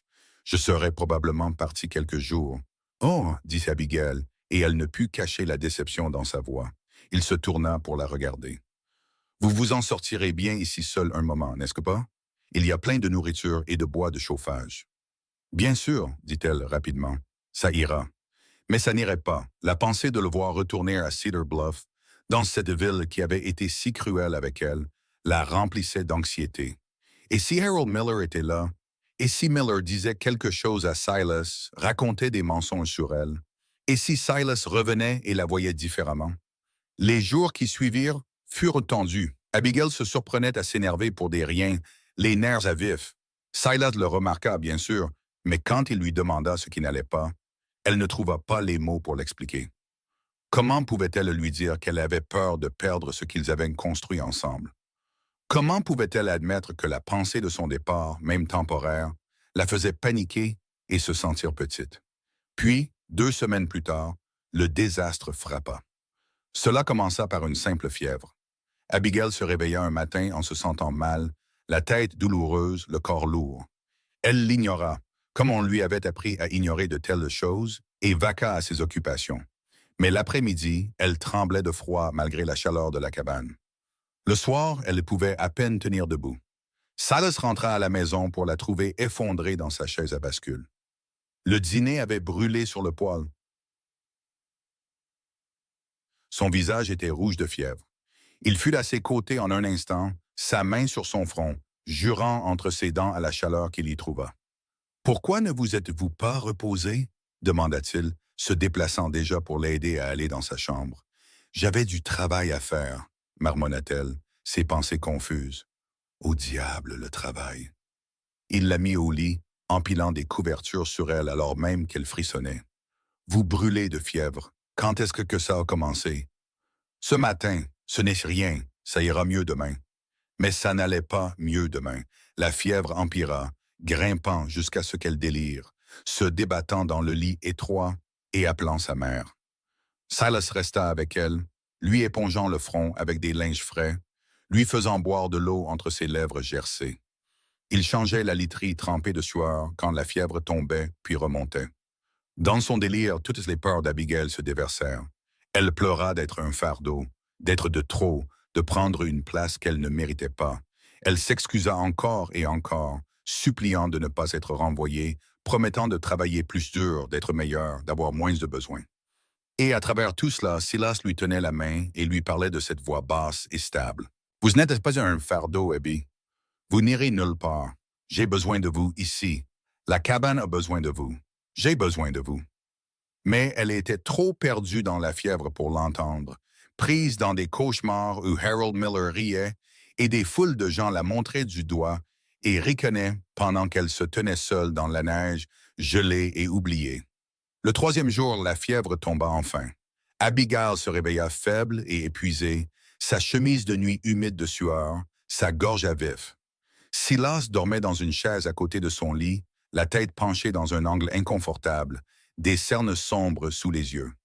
Il n'avait pas quitté son chevet depuis 3 jours. Elle essaya de s'asseoir et le mouvement le réveilla instantanément. Il se pencha en avant, sa main se posant sur son front, le soulagement inondant son visage quand il sentit la température normale. La fièvre est tombée, dit-il, sa voix rauque d'épuisement. Depuis combien de temps? Demanda Abigail. 3 jours. Vous avez perdu la tête, vous avez dit toutes sortes de choses. Il se leva et s'étira, ses articulations craquant. Je vais vous chercher du bouillon. Vous devez manger. Il commença à partir, mais elle attrapa sa main. Je suis désolée, dit-elle, d'avoir été autant de tracasses. Silas se retourna et l'expression sur son visage était féroce. Ne faites pas ça, dit-il. N'osez pas vous excuser d'être malade. Ne vous excusez pas d'avoir besoin d'aide. Ne vous excusez pas d'être humaine, Abby. Mais Non. Il s'agenouilla à côté du lit pour qu'il soigne de hauteur des yeux. Vous vous êtes épuisé au travail depuis que vous êtes arrivé ici, essayant de prouver que vous valiez la peine d'être gardé, essayant de gagner votre place. Vous n'avez pas à faire ça. Vous n'avez pas à être parfaite pour mériter des soins. Des larmes coulèrent sur ses joues avant qu'elle ne puisse les arrêter. Je ne sais pas comment être autre chose, murmura-t-elle. Toute ma vie, j'ai dû mériter chaque miette de gentillesse. Si je n'étais pas utile, on ne voulait pas de moi. Ce n'est pas comme ça que ça marche ici. Sa main se resserra sur la sienne. Vous n'êtes pas ici parce que vous êtes utile, bien que vous le soyez. Vous êtes ici parce que je veux que vous soyez ici. Parce que cette cabane est meilleure avec vous dedans. Parce que je suis meilleur avec vous dedans. Il prit une profonde inspiration.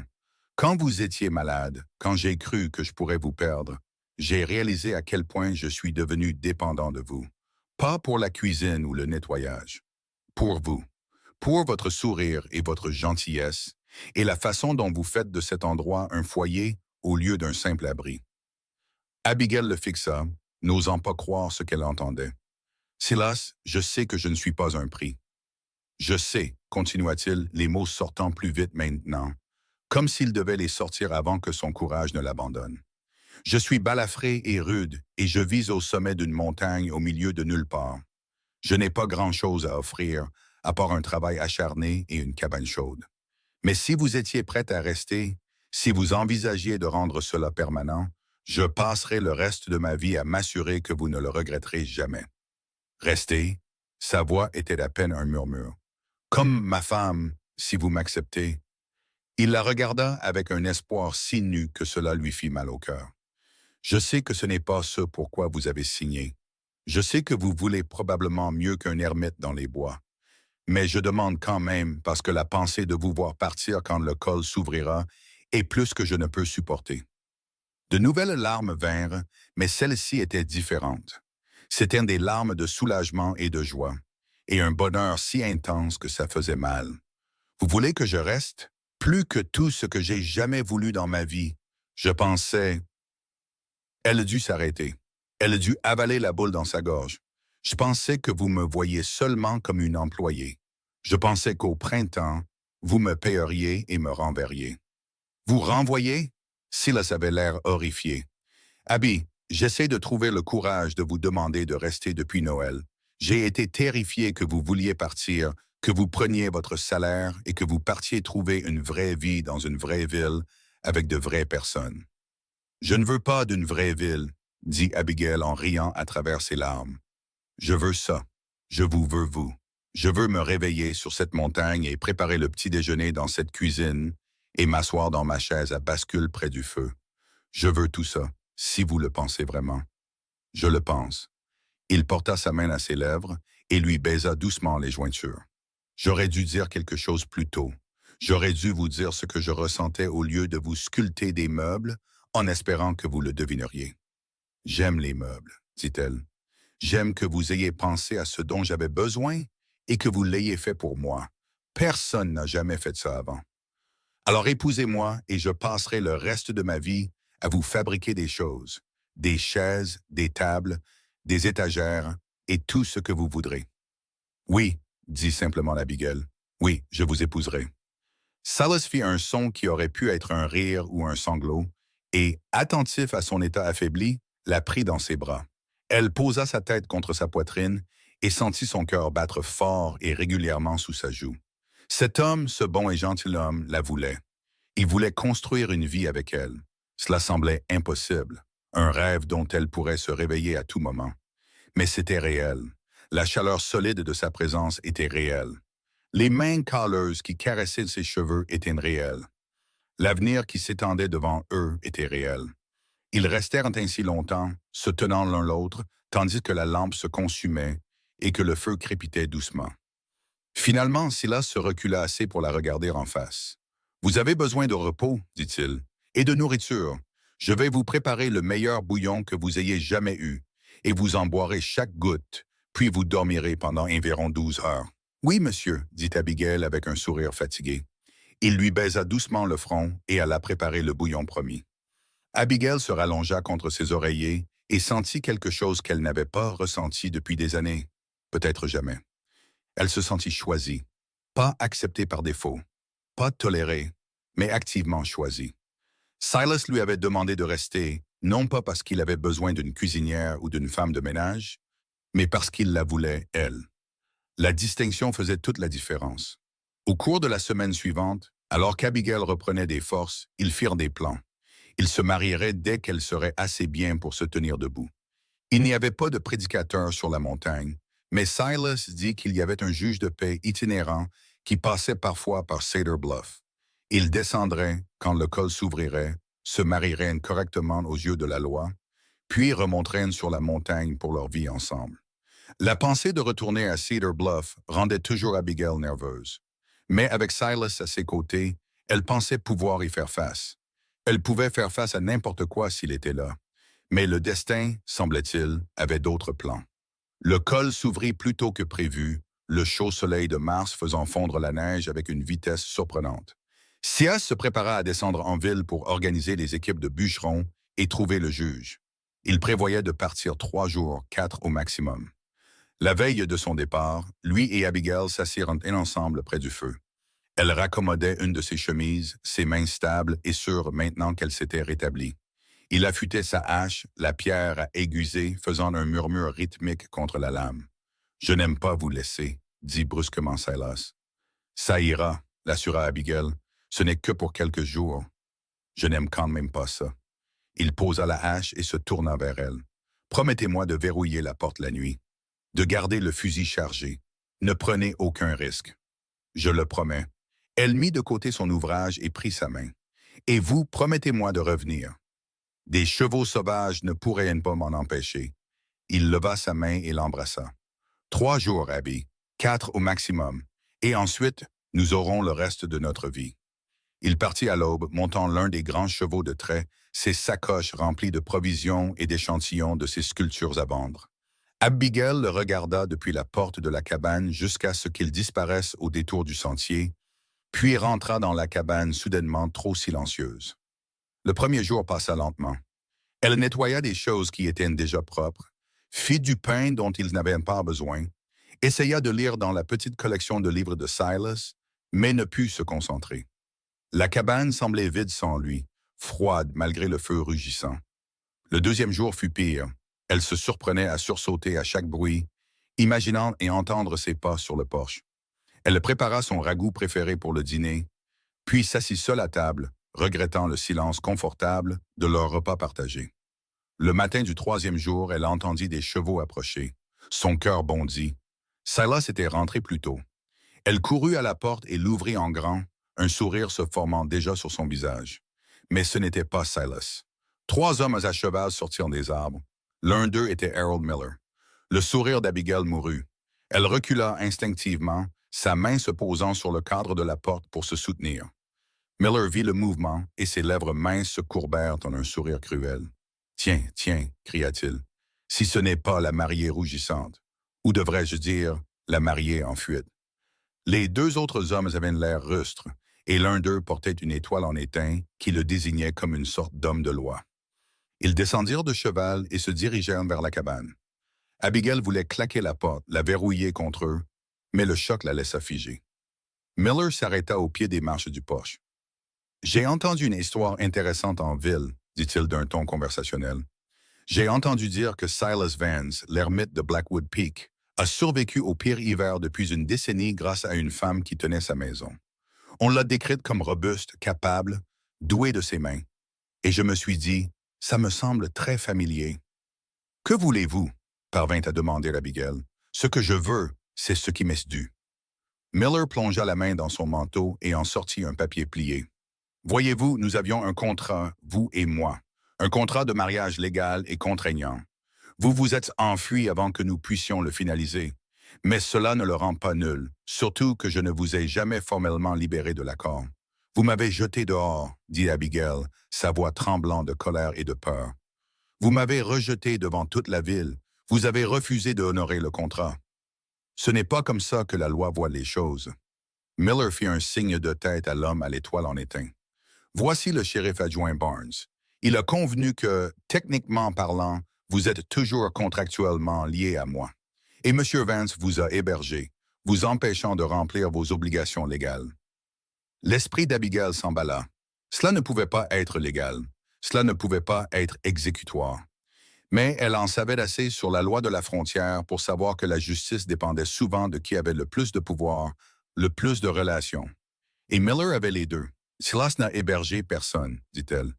Il m'a offert un travail honnête. J'ai été son employé, rien de plus. » Miller rit, un son sec et laid. « C'est comme ça que vous appelez ça?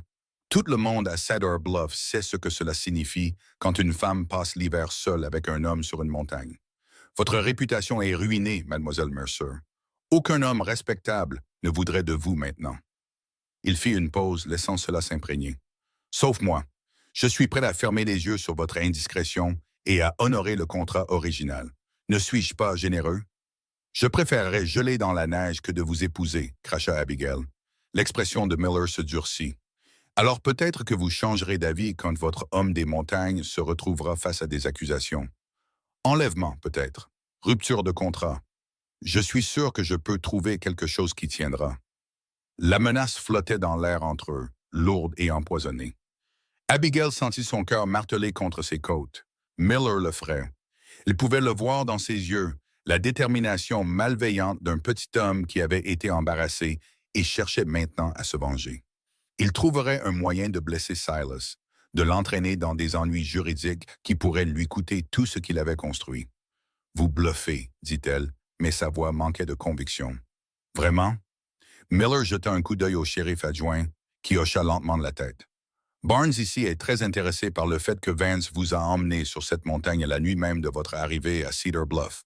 Il ne vous a pas laissé le temps d'envisager d'autres options. Il n'a laissé personne en ville savoir où vous alliez. Certains pourraient appeler ça de la coercition. »« C'est un mensonge, » dit vivement Abigail. « J'y suis allé volontairement, avec gratitude. Il m'a sauvé la vie. »« C'est une histoire touchante, » dit Miller. « Mais c'était votre parole contre la mienne. Et je suis un homme d'affaires respecté à Cedar Bluff. Je fournis la moitié des marchandises de cette ville. Qui pensez-vous qu'ils vont croire? » Abigail regarda le shérif adjoint, cherchant un signe d'équité ou de justice sur son visage buriné. Elle ne trouva rien d'autre que de l'indifférence. C'était un homme qui faisait ce pourquoi il était payé, et clairement, Miller l'avait bien payé. « Que voulez-vous vraiment? » demanda-t-elle à Miller, essayant de garder sa voix stable. « Il ne s'agit pas du contrat. Vous ne vouliez pas de moi à l'époque et vous ne voulez pas de moi maintenant. De quoi s'agit-il vraiment? » Le sourire de Miller s'élargit. « Vous avez raison. Je ne vous veux pas dans mon lit, mais je vous veux dans mon magasin. Voyez-vous, j'ai eu 3 employés depuis le début de l'hiver. Aucun d'eux ne peut suivre le rythme, mais je me souviens de vous avoir vu fendre ce bois de chauffage, de vous avoir vu travailler jusqu'à ce que vos mains saignent.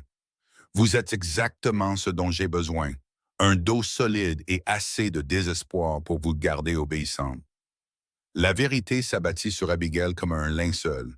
Il voulait une esclave, pas une épouse.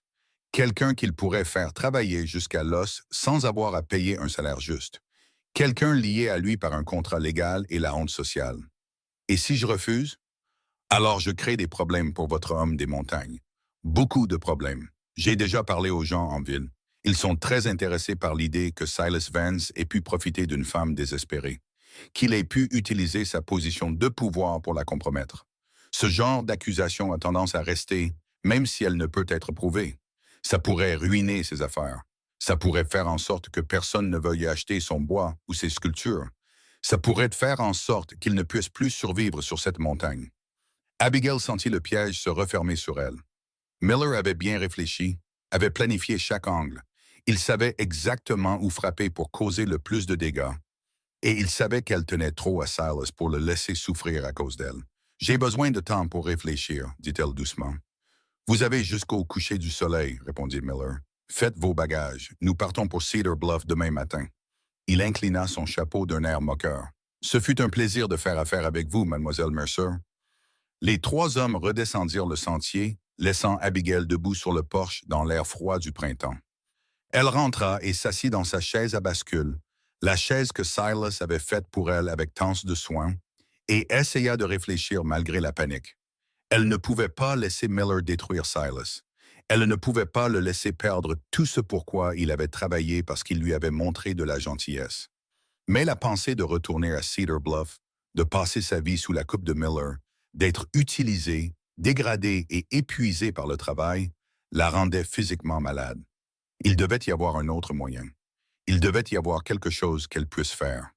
Mais au fur et à mesure que la journée avançait et que le soleil traversait le ciel, elle ne trouva aucune solution. Miller avait toutes les cartes en main. Il avait la loi de son côté, ou du moins un homme de loi prêt à faire semblant. Il avait le pouvoir et les relations. Elle n'avait rien, sauf son amour pour un homme qui n'était pas là pour la protéger. Alors que le soleil commençait à se coucher, peignant la neige de teintes dorées et roses, Abigail prit sa décision. Elle ne pouvait pas laisser Silas souffrir. Elle ne pouvait pas être la raison pour laquelle il perdait sa maison et son gagne-pain. Si le protéger signifiait se sacrifier, alors c'est ce qu'elle ferait. Elle avait survécu à pire. Elle survivrait à ça. Elle alla dans sa petite chambre et commença à faire son sac de voyage, le même sac avec lequel elle était arrivée, contenant maintenant les mêmes maigres possessions, plus quelque chose qu'elle avait fait pendant l'hiver. Elle se déplaçait mécaniquement, pliant sa robe de rechange, enveloppant la brosse à cheveux de sa mère dans un tissu.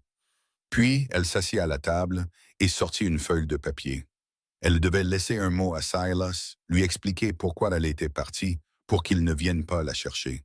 Mais comment pouvait-elle mettre en mots ce qu'elle ressentait? Comment pouvait-elle lui faire comprendre sans leur briser le cœur à tous les deux? Elle prit le crayon et commença à écrire. Les mots vinrent avec hésitation, chacun douloureux. Silas, au moment où tu liras ceci, je serai parti. Miller est venu avec un shérif adjoint. Il a une créance légale sur moi par l'ancien contrat et il a menacé de te ruiner si je ne partais pas avec lui. Je ne peux pas laisser cela arriver. Tu m'as donné la dignité et l'espoir quand je n'en avais plus. Tu m'as fait sentir apprécié et en sécurité. Je ne rembourserai pas cette gentillesse en détruisant tout ce que tu as construit. S'il te plaît, n'essaie pas de me trouver. S'il te plaît, ne te batte pas contre ça. Je fais ce choix librement pour te protéger. Merci de m'avoir donné le meilleur hiver de ma vie. Merci de m'avoir vu comme plus que ce que le monde disait que j'étais. Je porterai cela avec moi pour toujours. Abby. Elle plia la note et la laissa sur la table, lestée par la petite chaise à bascule sculptée qu'il lui avait faite. Puis elle mit son sac sur son épaule et sortit dans le crépuscule. Elle fit peut-être 400 mètres sur le sentier avant de devoir s'arrêter, submergée par le chagrin. Elle posa son sac et s'appuya contre un arbre, laissant les larmes couler. Elle faisait ce qu'il fallait.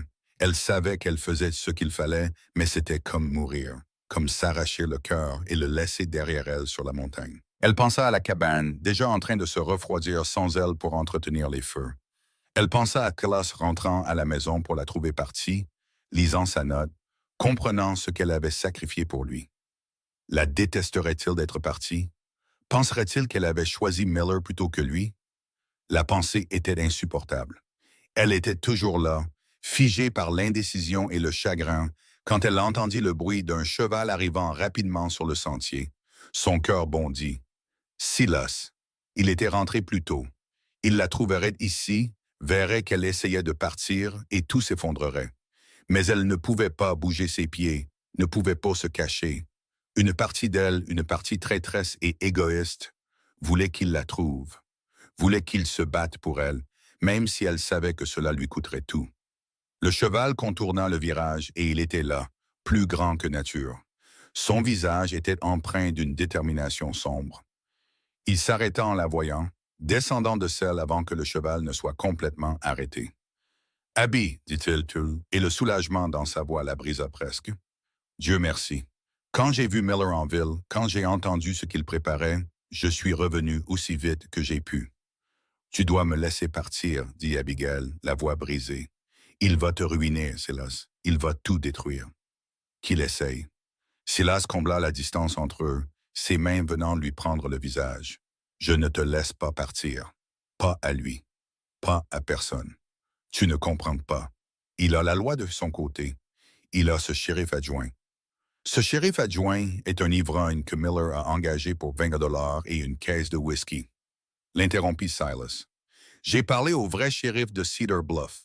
Il s'avère que Miller a raconté beaucoup de mensonges.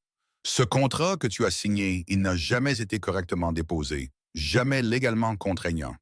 Et même s'il l'était, Myler l'a annulé au moment où il t'a publiquement rejeté. Tu ne lui dois rien, Abby. Pas une seule chose. Abigail le fixa, n'osant pas y croire. Tu en es certain? Assez certain pour que le vrai shérif monte ici demain pour avoir une conversation avec Miller et son faux adjoint sur la fraude et l'intimidation. La mâchoire de Silas se serra. Miller a monté des arnaques comme ça pendant des années, utilisant un langage à consonance légale pour effrayer les gens et les forcer à faire ce qu'il veut. Mais c'est fini. Il ne peut pas te toucher. Il ne peut pas nous toucher. Le soulagement fut si intense qu'elle en eut le vertige. Donc je n'ai pas à y retourner. Le seul endroit où tu vas, c'est à la maison, à notre cabane, à notre vie. Silas la prit dans ses bras, la serrant fort contre sa poitrine. Tu pensais vraiment que je te laisserais te sacrifier pour moi? Tu pensais que j'accepterais simplement que tu partes? Je pensais que c'était le seul moyen de te protéger. Je n'ai pas besoin d'être protégé, j'ai besoin de toi. Il se recula assez pour la regarder dans les yeux. Tu ne fais plus ça seul, Abby. Quoi qu'il arrive, nous y faisons face ensemble. Ce que font les partenaires, c'est ce que font les gens qui s'aiment. Je t'aime, murmura Abigail. Je t'aime tellement que ça me terrifie. Bien, dit Silas et il l'embrassa. Ce n'était pas un baiser doux, ni timide ou prudent. C'était féroce et possessif, une promesse et un vœu tout à la fois. Quand il se recula, ses yeux brillaient. Maintenant, rentrons à la maison. Nous avons un mariage à planifier et un marchand à chasser de la ville. Ils remontèrent de la montagne ensemble, Abigail assise devant Silas sur le grand cheval de trait, son bras solidement autour d'elle. Au moment où ils atteignirent la cabane, la nuit était tombée, mais les fenêtres brillaient de la lumière de la lampe que Silas avait laissée allumée. Elle avait l'air chaude et accueillante, un phare dans la nature sauvage. À l'intérieur, Silas attisa le feu, tandis qu'Abigail préparait un repas rapide avec les restes. Ils mangèrent dans un silence confortable. La crise était passée, l'avenir assuré. Quand la vaisselle fut débarrassée, Silas sortit de sa sacoche un petit paquet enveloppé dans un tissu. « Je t'ai acheté quelque chose en ville, dit-il, l'air soudainement timide.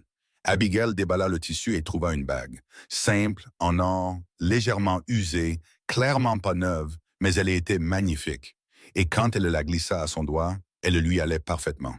« Elle appartenait à ma mère, expliqua Silas. C'est la seule chose qui me reste d'elle. Je me suis toujours dit que si je trouvais un jour quelqu'un qui valait la peine d'être épousé, je la lui donnerais. » Il prit sa main, regardant la bague à son doigt. « Elle a l'air bien là. On dirait qu'elle y a sa place. »« Elle est parfaite, » dit Abigail, des larmes piquant à nouveau ses yeux. « Tout est parfait. »« Pas tout à fait tout, » dit Silas. « Nous devons encore le rendre légal. Le juge de paix itinérant est à Cedar Bluff maintenant. Je lui ai déjà parlé. Il est prêt à monter ici, à célébrer la cérémonie à la cabane. J'ai pensé que tu ne voudrais peut-être pas retourner en ville tout de suite. C'est très prévenant. Abigail hésita. Mais je pense que je devrais y aller. Je pense que je dois affronter Miller une dernière fois, debout à tes côtés comme ta femme. J'ai besoin qu'il voie qu'il n'a pas gagné, qu'il ne m'a pas brisé. Silas étudia son visage, puis hocha lentement la tête.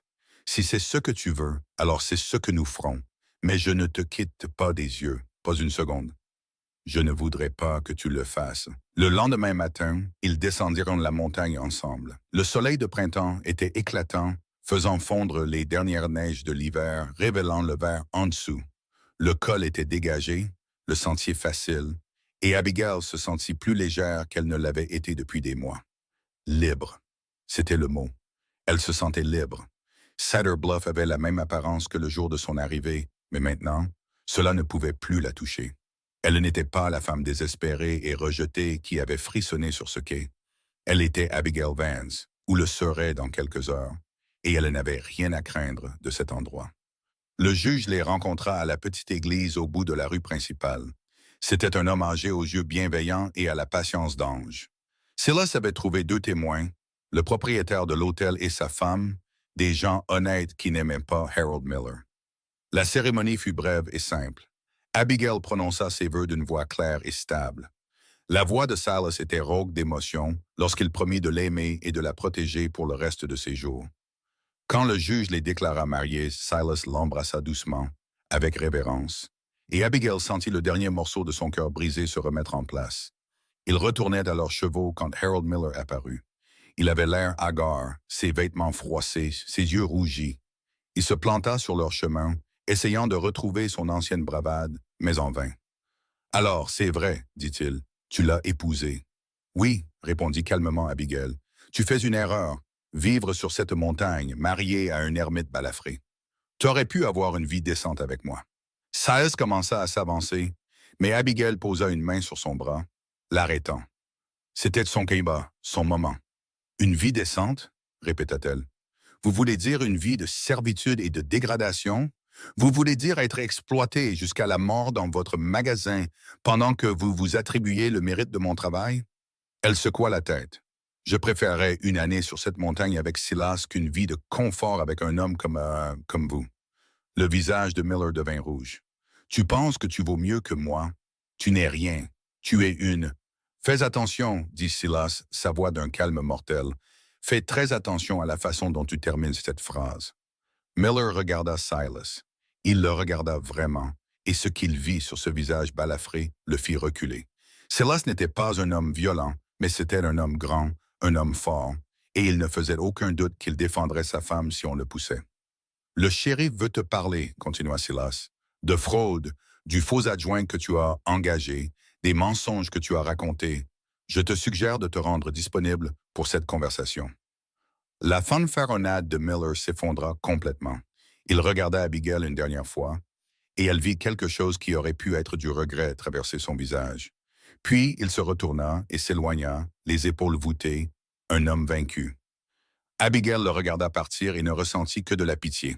Il avait choisi la cruauté et la cupidité, et cela l'avait laissé sans rien. Elle avait choisi l'amour et le courage, et cela lui avait tout donné. Ils restèrent en ville assez longtemps pour remplir les papiers légaux, pour enregistrer correctement le mariage et pour apprendre du shérif que Miller était chassé de Cedar Bluff pour ses diverses manigances. Puis ils retournèrent sur la montagne à la cabane qui était maintenant vraiment leur foyer. Ce soir-là, assis ensemble devant le feu, Silas sortit un document plié de la poche de son manteau. « J'ai encore une chose à te montrer, dit-il. » Abigail déplia le papier et le lut attentivement.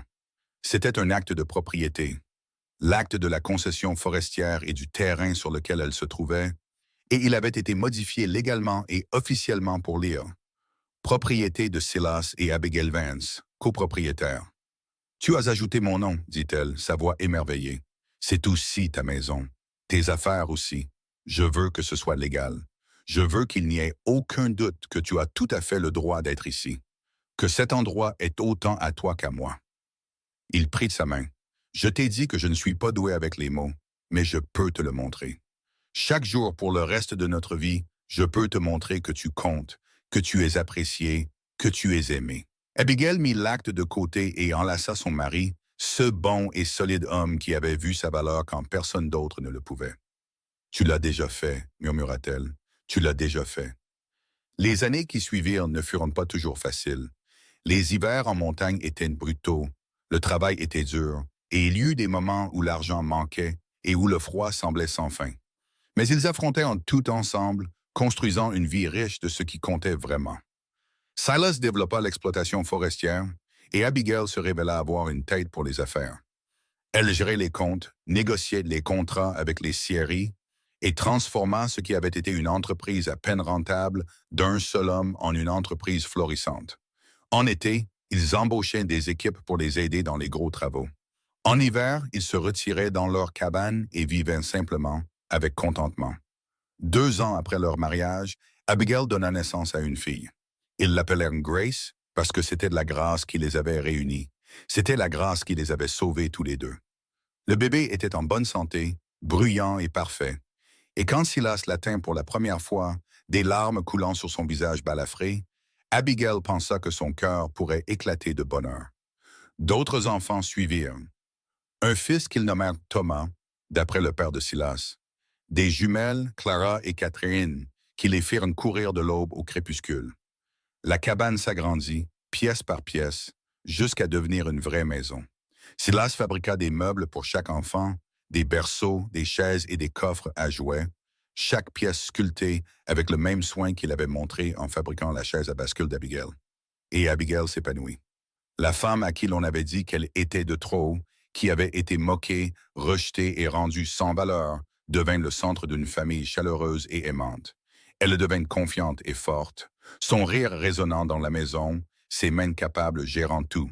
Des enfants malades au compte de l'entreprise.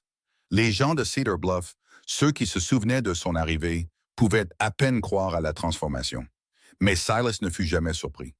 Il avait vu sa force dès le début.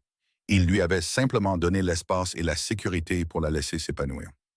Pour leur 10e anniversaire, Silas ramena Abigail à l'endroit où il l'avait trouvée pour la première fois, fendant du bois avec des mains saignantes dans la neige.